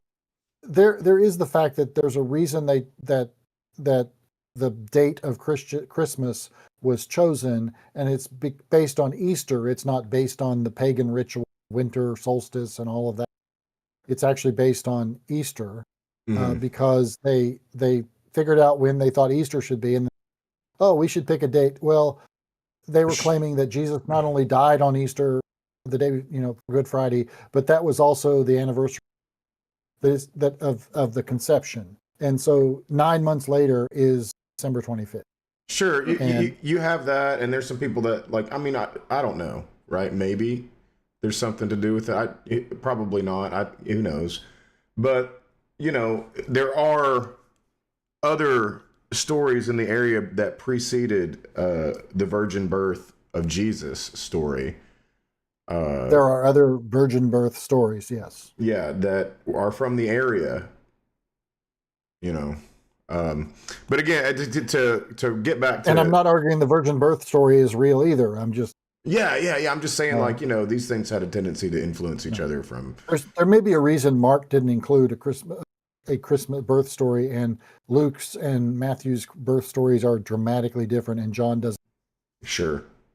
You know, so what's the purpose of the story? And that's what Adrian was saying there is, why did Luke tell the story that way and Matthew tell it the other way? You know, some people, Jesus was a refugee. If you read the Gospel of Matthew, Jesus was a refugee. You can't argue that, and they still do.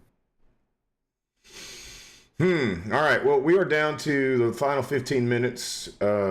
We can either watch like just another dark matter video for funsies, or we can give Adrian some reprieve and let him go home early because he's still at work. I don't live far from here. It's all good. Actually, before we do something else, I wanted to kind of go back to I want to try to. I don't know if I can tie this into like the last 20 minutes we've been discussing. Do your best, sir. But it's kind of going back to the Sodom and Gomorrah story, and kind of like how all of those.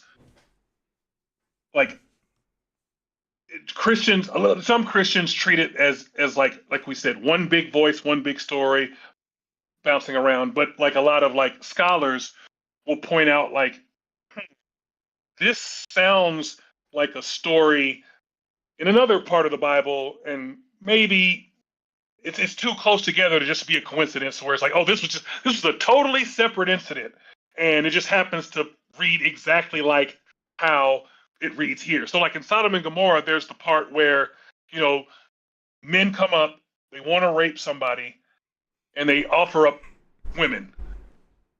And that happens in Judges 19.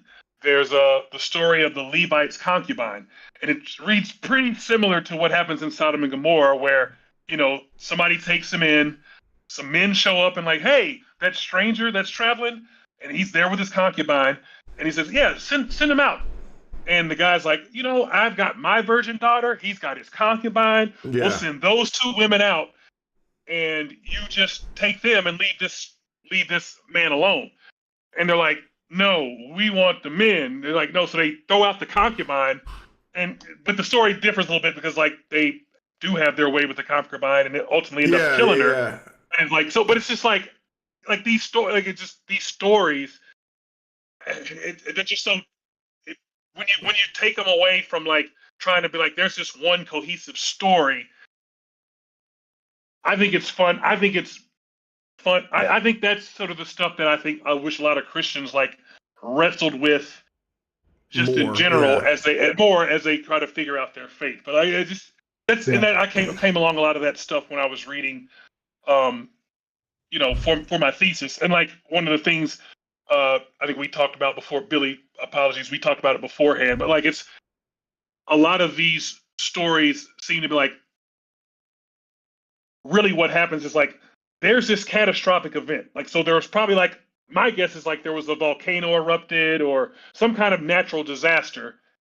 And at the time they were like, hey, this must have been God being mad. The whole world, and God was mad. Yeah. But then the story's like, so why was God mad? Well, then someone comes up, oh, let me tell you, well, I don't want you to do these things. So I'm going to say, well, God was mad because these people were doing X, Y, and Z. Remember how I told you not to do X, Y, and Z? They were doing X, Y, and Z. That's why they got smited, and that's really what happened. But that's probably not what happened at all. Like they're just using this story to kind of like make sense of something. Make sense of something. Yeah. And so like when the more I think part of one of those were the things like seeing the Bible in that way was also kind of eye-opening for me, where it's like, oh, wait a minute, this story isn't for me, Adrian Hill, and at the time 2010. Think about it from their perspective. Yeah. First time I remember just starting in Genesis and reading my way through. Of course, Numbers was hard to get through. But there's the story. Hold on. Hold that thought. Why did you nod so agreeingly about the Numbers hard to get through, Adrian? My bad. I'm assuming you were saying Numbers like the book of Numbers. Book of Numbers. Yes, I was. I'm sorry. Yeah, and it's because it's just one of those boring. Like it's boring. It's a lot of stuff that's reprehend. Like you could be like, what? Why is this? Come on, this isn't good. This isn't objective good. But that's. All right. So Genesis, Billy, you're getting through it. It's called Numbers because I just remember there's the story of and I probably butcher this. Abraham they're traveling and he tells somebody, "Oh, Sarah's not my wife; she's my sister." Well, the same exact story happens later with different characters. Mm-hmm. It's not my wife, it's my sister. And, and it's offering women up. But isn't Sarah like it's like second or third cousin? It's like she's still pretty... there's that too. Hey man, listen, when you're 700 years old. So Adrian, appreciate it. I had a lady in one of my church. I had a grief support, and in the group, we talked about the stuff that they were going through. Most of them were widows.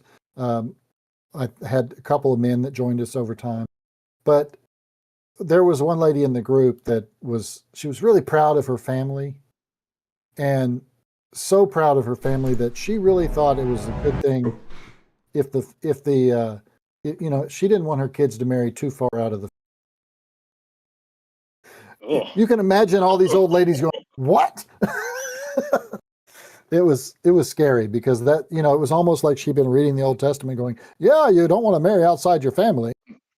So it's my bad. So back, Luke, just some more to answer is like, when I first kind of like started my deconstruction via seminary, and another one of the reasons I like shook my head at Numbers, whenever I would like Numbers was like my go-to when I was like, this is bullshit. And I could find so much stuff out of Numbers, like, this says this in Numbers. You believe God said it? What do you, like, I would do that. But the story you mentioned about Sarah and the sister, I think it was like, so then, like, he was like, he gave Sarah away for her to be slept with, but the only reason it didn't happen, like, didn't an angel come to the guy and be like, yo, that's not his sister, that's his wife. They find out in the end. It was a way to protect himself. They were trying to protect themselves. Can I just say the amount of shenanigans, like shenanigans, in the Old Testament, where like people are playing tricks on each other that shouldn't work.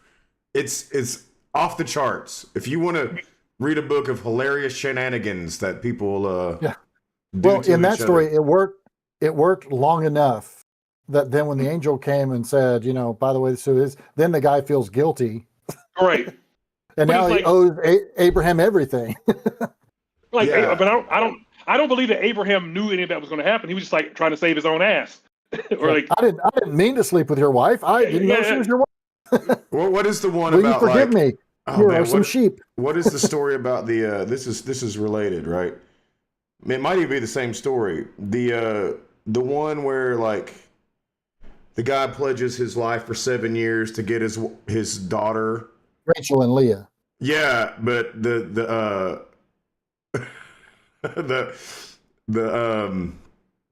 so he works Jacob. 7 years and then he's going to get Rachel, but the father works 7 years, accidentally gives Leah away, and so he takes her off and gets her pregnant, and he's like, wait a minute.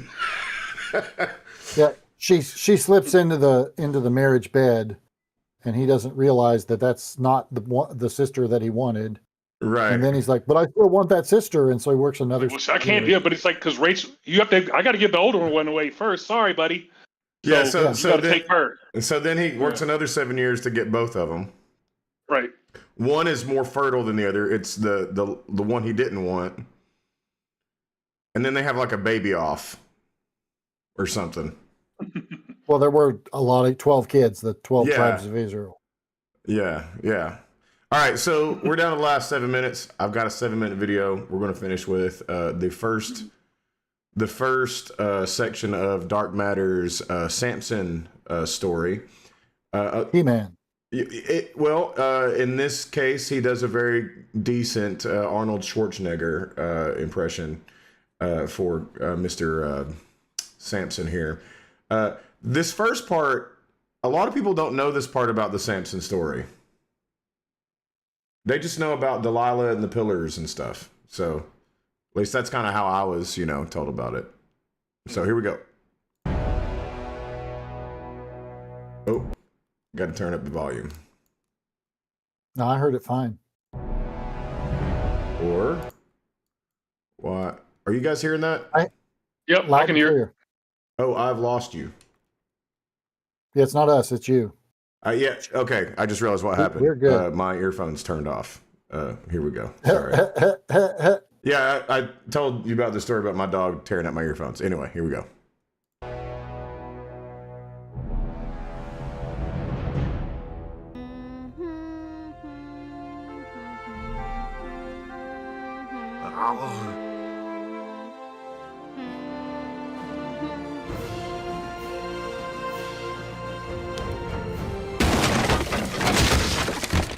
Mother, father, I saw a fantastic Philistine woman. You will get her for me to be my wife, and all of these things. Philistine woman. Can't you find a nice goyle amongst your relatives to marry? You're one ugly cousin fucker. Look, at least don't go to the Philistines. I mean, they don't even chop off parts of their genitals. I mean, what kind of savages don't chop up their genitals? You will get her for me. You will get her for me now. Oy vey, relax, will ya? Fine, we'll get you the Philistine hoa.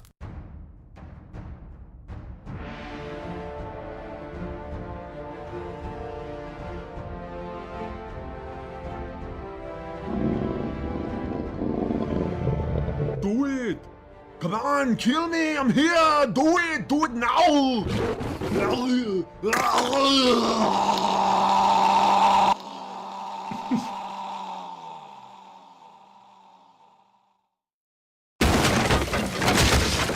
Hi. Hello. I like you. And all of these things. Okay.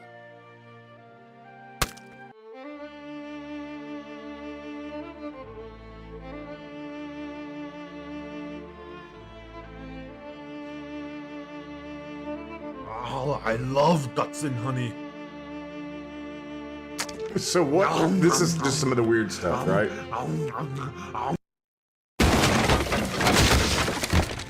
You will marry me. You will marry me now.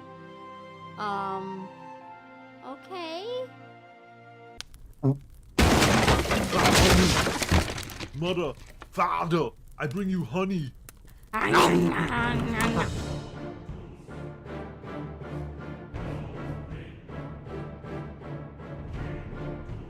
shall give you all a riddle.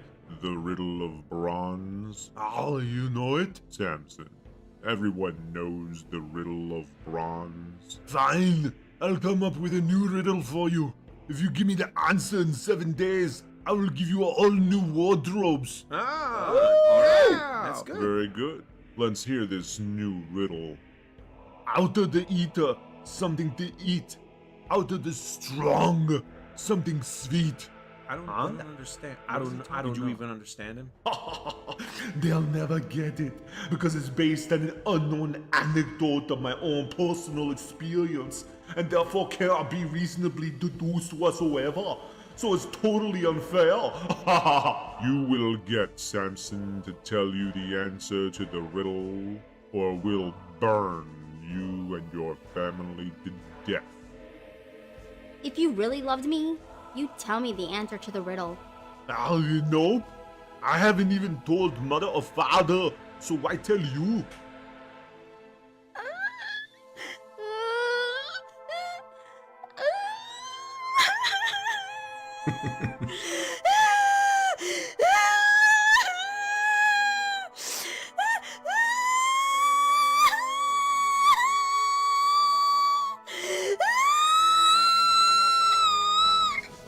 Okay, fine. Yeah, it is wild, Jess. This is the last possible moment I have to lose the bet. This is Samson. This is the story of Samson. So yes, it is wild.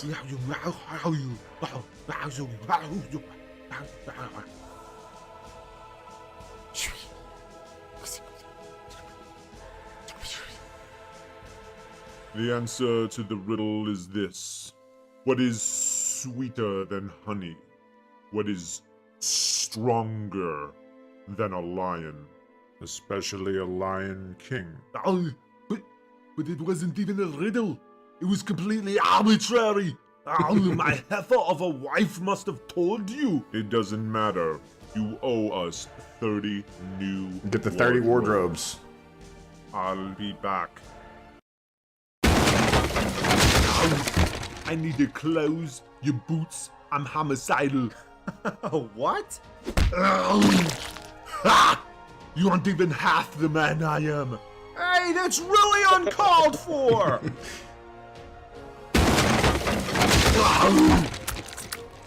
Hey, what are you doing?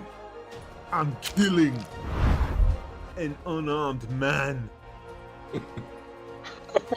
So you're gonna do this 12 times? They're doing the Schwarzenegger lines. No, wait! Please don't do this! I know you've been tearing innocent people to pieces all over town, but I'd like for you to just relax for a moment and let me give you a rational explanation for why you shouldn't do the same to me. Please! No! You haven't got a leg to stand on. Damn it! All I did was give him pun material!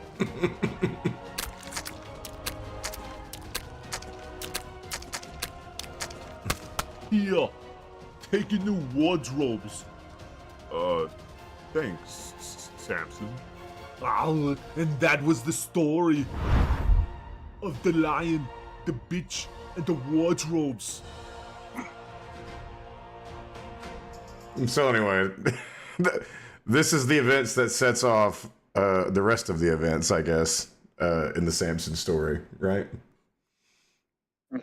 Yeah. Any commentary? just kind of like what we were saying earlier. Like, obviously, a lot of this stuff is just it's absurd. It doesn't make it's absurd to us, but I think again, the point of the story to me is like Philistines are bad. Look what happened when this guy. Yeah. Went outside your kind.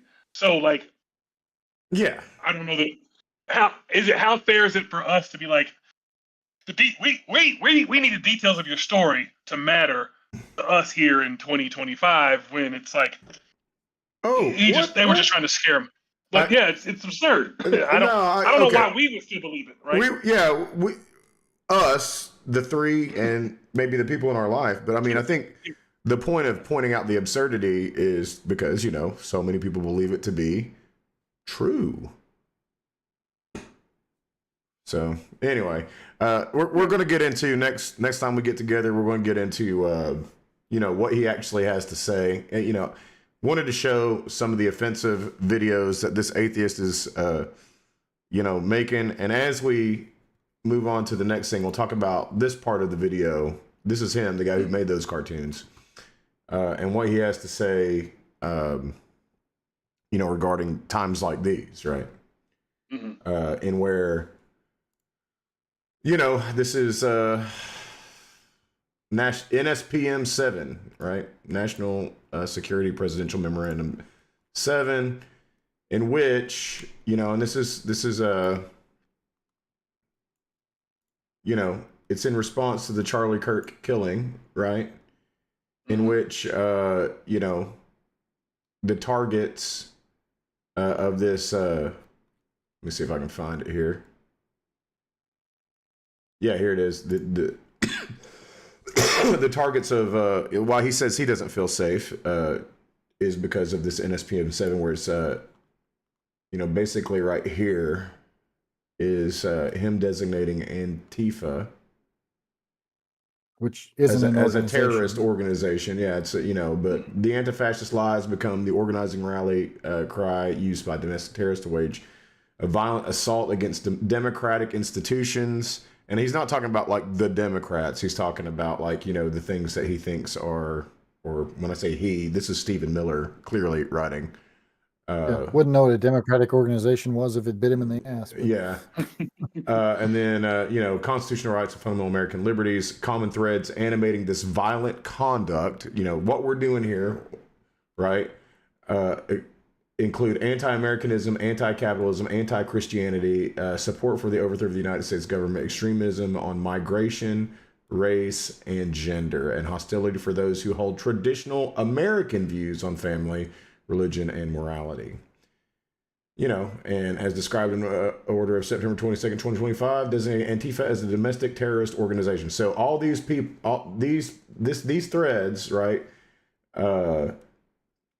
Anti-Americanism, anti-capitalism, anti-Christianity, support for the overthrow. Of course, I mean, some of this stuff is put together to like say that these are the same, right? Like anti-Christianity is support for the overthrow of the United States government, so to speak. They want to. It is a definite Christian nationalist statement. Right. Yeah, and then extremism on migration. Obviously they have. So anyway, his video that he made here is in response to this, right? And we watched this to show why he might have a response to this. So, and that's what we'll do the next time we get together. So, gentlemen, I thank you for your time and your stories and the mental. Can I steal a few minutes before we go, though? Yeah, I'm the one who said the hard stop at 11 and wants to keep talking. So yeah. I'm the one messing that up. You're the one. So as long as it's on you. But I wanted to tie that in. Like, I think you raised a very good point. Like that memorandum, I think it kind of goes to what we've been talking about, or at least maybe is what I said and my belief about how a lot of this appeals to a lot of those Christians or whatever, maybe whatever, but that are looking for like protection and for their way of being in life, right? So like they need a God who's going to smite their enemies and give them all the spoils of victory, and a God who's going to, if you just believe in my son Jesus Christ, you're going to heaven for eternal, not hell, the other place. And they kind of mirror that in their politics and what they want from their government. Like, here's a guy who's going to go after all the people who are against me and make my life better, which, as we've seen, this is all bullshit. This is all objectively nothing. Your life is not going to get any better from any of this. They just know you'll give them whatever they want if they point the finger at the people you don't like. And that's all you need. And they just kind of want that warm, fuzzy feeling. Oh, yeah, the people in charge are just like me. Collective hate. Exactly. And and half of them do not realize it's rooted in white supremacy. Sure. And this, and this is kind of what me and Billy have been pushing against since we started this, was just, white Christian nationalism. Mm-hmm. And I've been pushing against it since I've known Luke. So yeah. As a seventh grader.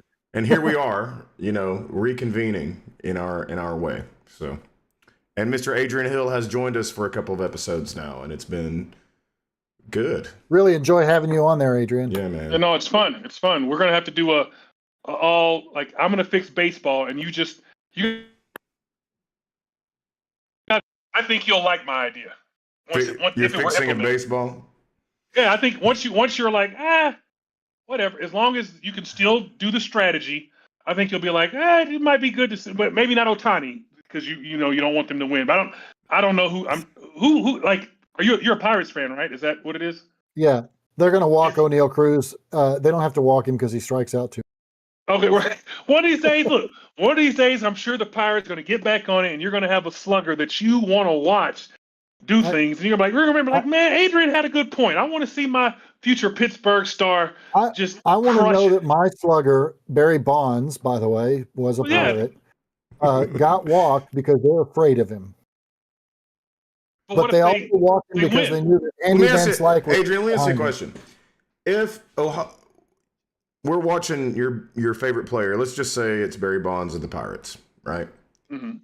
And he's at bat, and he gets a hit. As a Pirates fan, Billy, what do you do? Single. I cheer. You're happy because he got on base. He's got on base.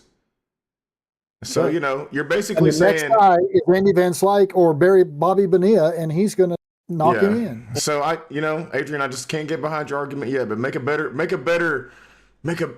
come with a better argument about it. Make a baseball argument about it. I think but you still can do what you want to do. You can still walk him. It's going to be a lot tougher to. So of the new rules that have been implemented under the current regime in Major League Baseball, there are some that I like and some that I do not like. I like instant replay. I like that they try to get it right. I like the pitch clock. I at first thought that the pitch clock probably needed to be a little bit low, but the pitchers don't seem to care, neither do the batters. So I'm okay with the pitch clock where it is. But a walk that gives you two bases is just real radical, though. I cannot stand and I cannot abide by the idea that in the regular season, when you go into extra innings, there's a guy on second base when you start. Mm-hmm. That's an abomination. I cannot stand that there's a designated hitter in the National League. This is why Adrian's idea has a chance, though, because baseball has done some wacky stuff, starting with the designated hitter. Mm-hmm. And what was the other one? There is another rule that I just do not like, and I cannot remember which one it is right now. But there's 3 or 4 of them that needs to go away. I do agree with making the game safer. The catcher and the second baseman. My team is the ones that have missed out on, lost a shortstop for a season and a half, and he never became what he was then. And they had a catcher that got injured. I fully support those kind of rules, like the rules about not blocking the plate and things like that.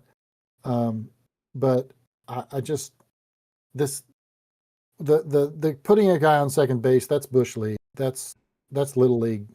I hate that. And I'm glad they don't do it during the World Series. All right. And I don't want to ever see what they did in the All-Star game, because with the home run derby as the solution to who wins the game. All right, so big three sports. What is your rule change for? We've already got baseball for Adrian, which is the second time you get walked or third time you get walked, you get base 2. Oh, my bad. Can I just want to. Or you have to pitch once down the middle before you can do a I would also say, like, you don't get that second base until you get X amount of walks. So I feel like it would be reserved for the like, it would be reserved for the Barry Bonds 73 or the show, like only those players. So I don't want to just be putting anybody on second base. So I'm with you, because I know that, like, it's more for, like, once a guy has been intentionally walked, like, I don't know if this is a good number, but like 75 times, like, if he's on your team, that means, hey, that's my guy's so good that they're scared to intentionally. They're scared to go. But now, think about it. Did you ever watch my guy? Did you ever watch Moneyball, Adrian? No, I've never. I need to. I know. Yeah, this will make your argument kind of go away. By the way, the Moneyball idea, it was, because it's Oakland and it was a small town, small market, not small town, small market, and they brought in a statistician that, like, changed the way you look at baseball, and they went after guys instead of how many home runs they hit or how many their batting average. Their key metric was on base percentage. On base percentage, yeah. And now it's gotten out of hand. You can't understand what Yeah. I mean, the nerds got a hold of it and they went real numbers with it. All right. So what's your football change? The other rule that they have to go back to is that you should have to throw. You do have to, and we all agree on this one. You should have to throw the 4 pitches. Mm-hmm. Mm-hmm. Football. I don't know. Yeah. What's your football change? You mentioned the overtime rules. I mean, yeah, but I would change. So this mine would be change it to the college rules. I like sudden death. I like to get, personally, because I want, like, look, you had your 60 minutes to win the game. You didn't do it. Now the point after that, to me, is to get the game over with a winner. I would never want a tie. I hate ties. So I want something where it's like, hey, at the end of the day, if you come down to this one play, make or break, go to the 2-yard line, you score, you win, you don't, you lose, like, and like, that's on you, because you had the even 60 minutes to do what needed to be done. After that point, we're trying to get the game over with without more injuries. We're just trying to get you to the next day game. Yeah, so let's I don't get think it over injuries with. I mean, sure, that's a positive. You get through the next day with no injuries, but, like, I don't know. So I wouldn't have picked that. My bad. The college rules don't have a tie, so that defeats that right there. What do you mean? Oh, they just keep going, right? Yeah, they just keep going until somebody wins, and it's just right. I mean, it's fine. By the end of it, they're doing 2-point conversions. I remember, there was one time it was like they did 7 like normal overtimes, and they were like, "Oh, this is too much for these college kids." And now they just they was it, who was it, Arkansas or no? Yeah, it's Tennessee, Arkansas. Arkansas was in, like, the longest one. Yeah. Yeah, it was like Texas. I thought it was Texas A&M and somebody. Tennessee, wasn't it? With Jason Witten? No. It was somebody that went like 7 or 8. It was like the longest ever. Well, just the one that went here in Knoxville. I was at that game. It was 6. I think it was 6 overtimes, to be fair. Where Witten caught the final pass in the end zone. This is before they did the 2-point conversions. Okay. Yeah. So but now they just go to like 2 or something, right? After 3, is that what they do? After 2 or 3 of them, after 2, you have to go for 2 after. Yeah, but I thought there was something where they don't do it like where you. Eventually, they just get to doing 2-point conversions, like they switch the teams in and out. Yeah, like. I think they just. Oh, I didn't know that. Yeah. For me, on the overtime thing, I do not like anything the NFL's ever done with the overtime. I think they've done it badly. I think the college system is the most reasonable. But if you're gonna, at least they've improved the one. But the rule right now that I think I would change is, again, going back to something more traditional. This kickoff thing is just bizarre. I hate it. Oh. It makes no sense. And why are they?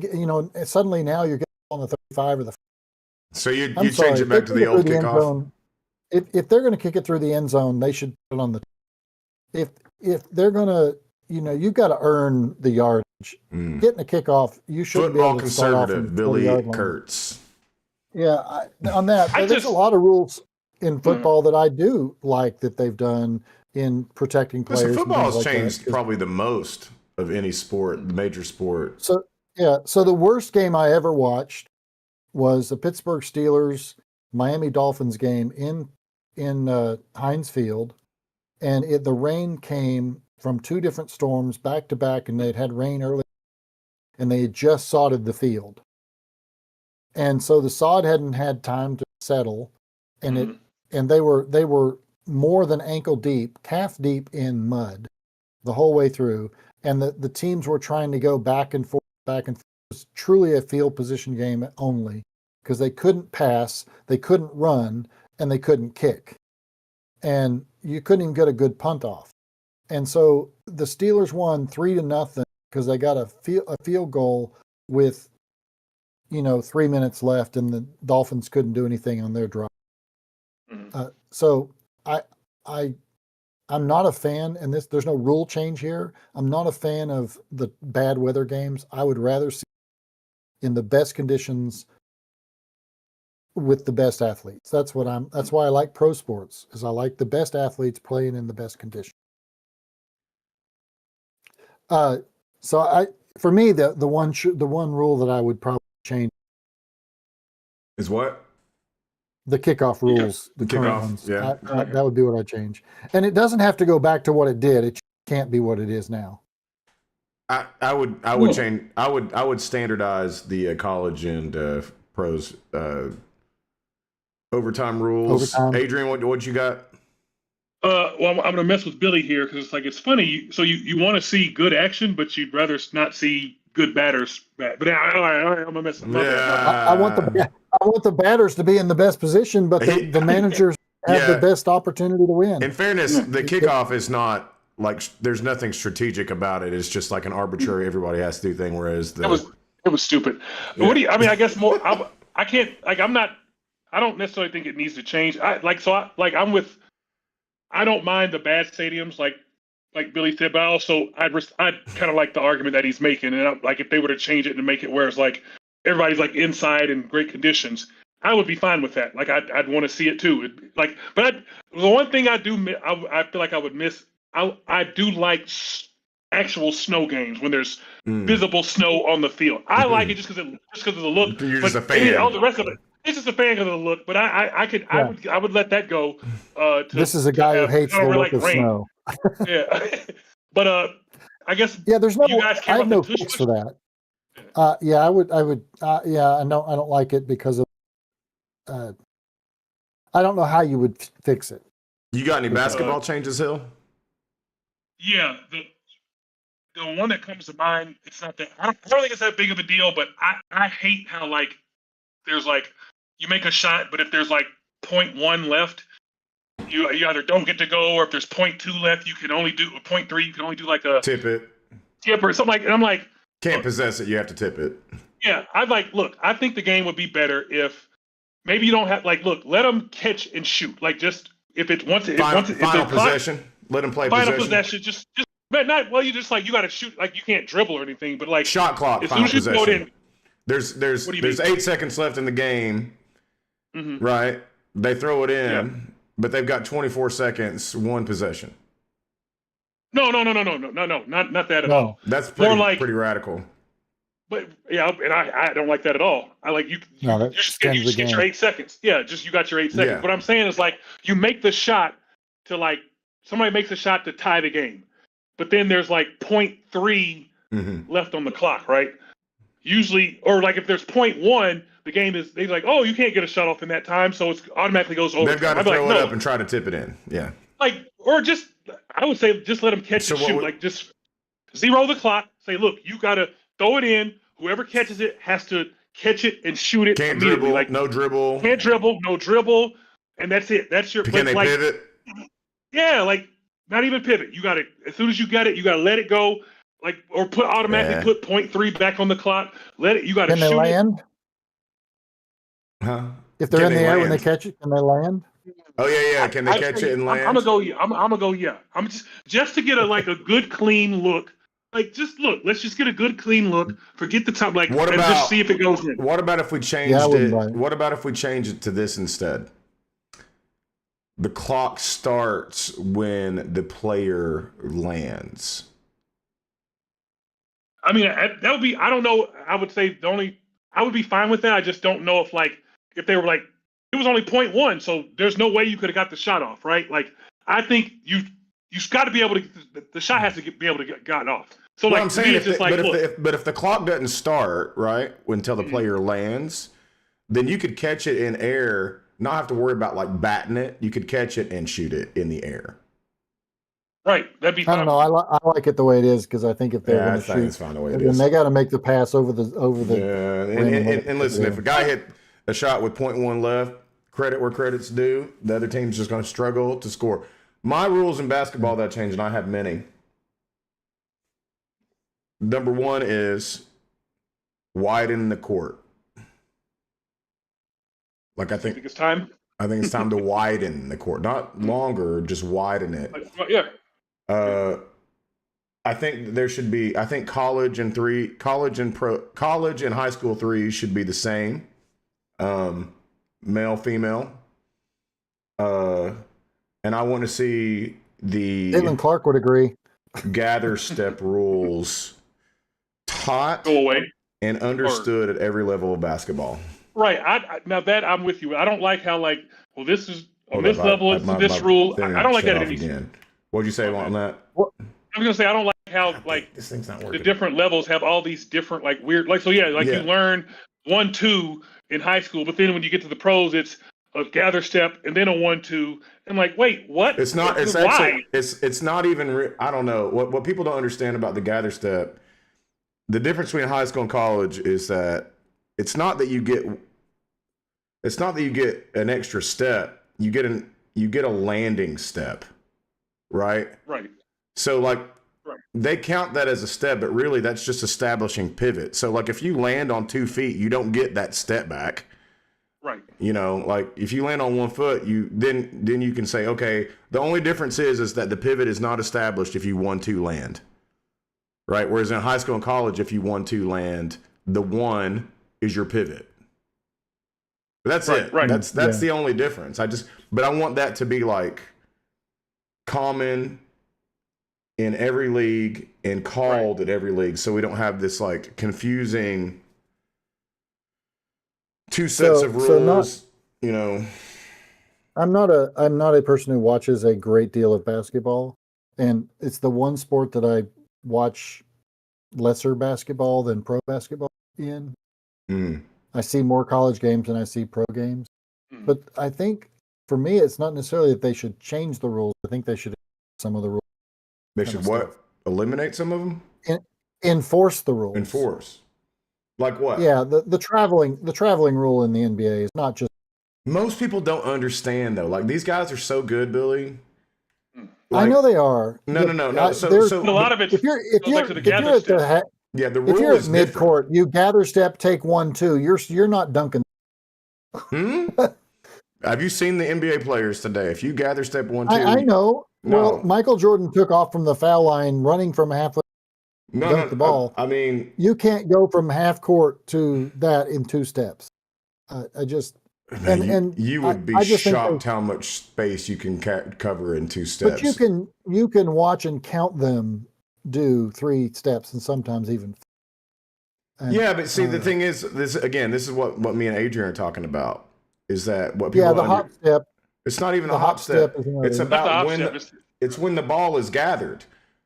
Yeah. Right, I got that. So if you're a referee, you're not even looking at their feet until their hands have completely either the hand has come completely under the bottom hemisphere, or they've clearly put a second hand on it. If the referee sees that, then they look at the feet, and then that first step that lands. If they do this and they're in the air, you can land 1-2 and still take another step. Right. And that's why people get confused, right? Because if you pull up your dribble while you have no feet on the ground, you can put 1 foot on the ground. That counts as your 0 step. and then your second foot on the ground, and that establishes your feet on the ground, and you can choose either one of those as your pivot. So let me ask this. So you're saying in high school it's different than it is in so in high school, if you catch the ball in the air and your right foot lands on the ground, that's your pivot. You don't get a choice. If you were going to, well, you were talking about having it be consistent across. Which way would you go with it? More like the high school rule or more like the pros rule? I'd go with the pro rule. I would go with the high school rule. I'd go with the high school, but I'm fine with that. But as long as it's uniform. If I get overruled and it's the pro rule, fine. But I don't like how it's like. I don't like that it's different at those levels. It doesn't make sense. I get that. Yeah, the toothpaste is out of the two. I would go with the high school rule. We like our 1-2 Euro steps in the NBA. We think they're pretty. It allows for more different, creative moves. So I'm for like more creativity with footwork. I think what made it tough is the hezzy dribble, and like how a lot of really good guys can technically, like we would call it a travel pickup, but if you actually think about the rules, they still have their dribble, and it just like they got the ball up and you still got your dribble. Their hand is perfectly. It's like they're like they have their thumb above the hemisphere, and by the way the rule, and that's why you see those they're called couch hezzies, right, where you couch the ball, like I can't really show you, right? I know what you're talking about. What I'm saying is you dribble, it's like a power dribble down, the ball comes up into your hip, you kind of do this thing where you rotate your hand, right, and you couch it sort of in like this pocket, but the idea is to keep your thumb above the hemisphere, because as long as the way the rule's written, as long as you have a part of your hand above the top hemisphere, but you can literally catch it with the bottom 4 fingers. So this is basically a carry, but you can. All right. Little hands. Honestly, this isn't a small hand, big hand kind of move. It probably does help to have bigger hands. I mean, that's another thing is like, guys, I cannot palm a basketball. Like Michael Jordan would do this, right? Like Michael Jordan would hezzy on an up dribble where he'd palm the ball, but because the ball's still moving and he can kind of like get a read on which way the guy's shifting, and he's just holding on to the ball, and then it's like a pause in his dribble, right? Mm-hmm. It's a carry, but there's no rule that says like you're not going to be able to like what is the new call that the referee's going to call? I mean, it's a catch, but with one hand, and it's probably still in you just can't even do it. But I mean, the reality is if your hands are big enough, you can catch it and pause it for a split second. That will throw a defender. Like once you get them to step, they've stepped. It's time to go the other way. But all right, are we done? By the way, another rule for the NFL would be they need to fix the ability to overrule some pass interference call.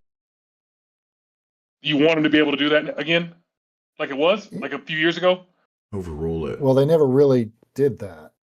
I get right. It was like, all right, we'll review it, but we got it right every time. It was almost like they said they got it right every time. Mm-hmm. Yeah, yesterday the Steelers game the Green Bay game, the guy pushed off, cleared the way to be wide open, and they didn't call it. There was no call whatsoever. Oh, and things like that. And then there was another one as a Steelers fan again, Steelers fan in the end zone, and he's like got his hand on him, which you're allowed to do to measure, and the ball goes over the guy's head, and they called him, pushing off, and he didn't push off. Hand fighting in wide receiver cornerback play in high level football is like calling blocks and charges a little bit.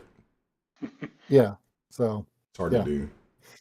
But I don't watch enough basketball to be able to say I sorry. This rule. The more that Adrian comes on, the more you're going to hear basketball talk. So it just is what it is. We do that kind of thing. Well, I will be wrong about basketball, and he'll be wrong. Well, just so y'all know, I'm right about everything. So fair enough. Yeah. So y'all just and there are 5 major sports. Don't worry. Who we put in soccer, obviously, right? Because it's the world sport. And then hockey. It's number 5. Why wouldn't soccer be 1? Because this is America. This is the Billy rules. It's America. That's right. That's right. You don't like it, get out. They just made it in. They just got in. They're only major sport because they call themselves major. If we were talking European soccer, maybe we could argue major sport. We're not. We're talking Major League Soccer. I mean, I think of the European, like the what is it, the one that's in England with Premier League. Is that what the Premier League? Yeah, Premier League. Yeah. The EPL, or is that what it is? English Premier League. EPL? Maybe. There's a number of leagues. Right, I know. Yeah. All right, boys. Let's do this. Let's let Adrian get back to his wife, and we will continue further when we can all get back together. It may not be with Adrian, because Adrian, he has. We will continue to, me and you, Billy, do our thing. But the schedule moving forward is that we're not going to do this weekly anymore. We're going to do this bi-monthly. And that's easier for me just because I have motivational issues with editing. Like, man, just to pull that one clip today, I spent 2.5 hours finding it and then clipping it down to where I wanted to. And it was still a 7-minute clip. I could have clipped that thing up into multiple little parts. There was a lot of good highlights, but I'm looking for a 7-minute clip. You know what I mean? Yeah. By the way, my soccer rule is that they shouldn't be American soccer teams shouldn't be allowed to use FC. Oh yeah, that's the American soccer. What is that? Wait, what does that stand for? Miami Football Club. Oh, okay. But that's a. And they're all FC United. Yeah. It's like if you had a baseball league in England, they all call themselves the Yankees. That's funny. Anyway, dumb. Yeah, right. That is what we said, Luke. So we'll get on it. We'll finish on that. Billy's grievances with the nomenclature of American soccer teams. Right. And 6-2. Series tied. Oh, yeah, okay. That was great. All right, boys. Vlad Guerrero get a home run. Good thing they didn't walk him on purpose. The other Vlad early Guerrero in the game, and Shohei Ohtani was the one that gave up. Oh, all did? 6. Oh, Ohtani? He was the pitcher tonight? Still the pitcher at all 6 runs. The greatest player in baseball history. The greatest. I mean, hey, not to keep y'all, but I know you don't want to talk about basketball that much, Billy, but Victor Wembanyama, me and Adrian are like coming around to like, oh God, we have another person that's going to be in the GOAT conversation soon. We're excited. Yeah, I'm excited. I'm excited just to see what he can be. I'm excited to see what he can be, but I'm probably going to be that old head that's like, Jordan's the greatest. Right. I'm not saying he's going to be I don't know if I'm going to put him ahead of Jordan. It's going to be a while. He's going to have to win like at least 5, but there's going to be a point though. Like there's going to be a point where I think with him that he's just going to be so like, it may be this year that he's so dominant. He from? France, exactly. Yeah. Oh yeah, I remember watching him in the Olympics. The French roll, man. The French have a lot of players in the NBA. You know, but the Olympic team he was dang impressive during the Olympics. Mm-hmm. Yeah, but the French have last year's was it last year? Not last year. The year before that, they had 2 French. Before, right? Yeah, the year before that, they had 2 French. 2 and 3, right? Yeah, 2 and 3. Yeah. Or 1 and maybe it wasn't 1. Zachary Richardson went 1. 1, and then R 2 or 3. I think it was 3 in DC. He was 3. Okay. Well, none of it's helped the Sixers. So. Yeah. Right. But nothing helps the Sixers. Yeah. All right. See you, boys. Let's get out of here. All right. I'll talk to you soon. All right. See you guys. All right. Thanks.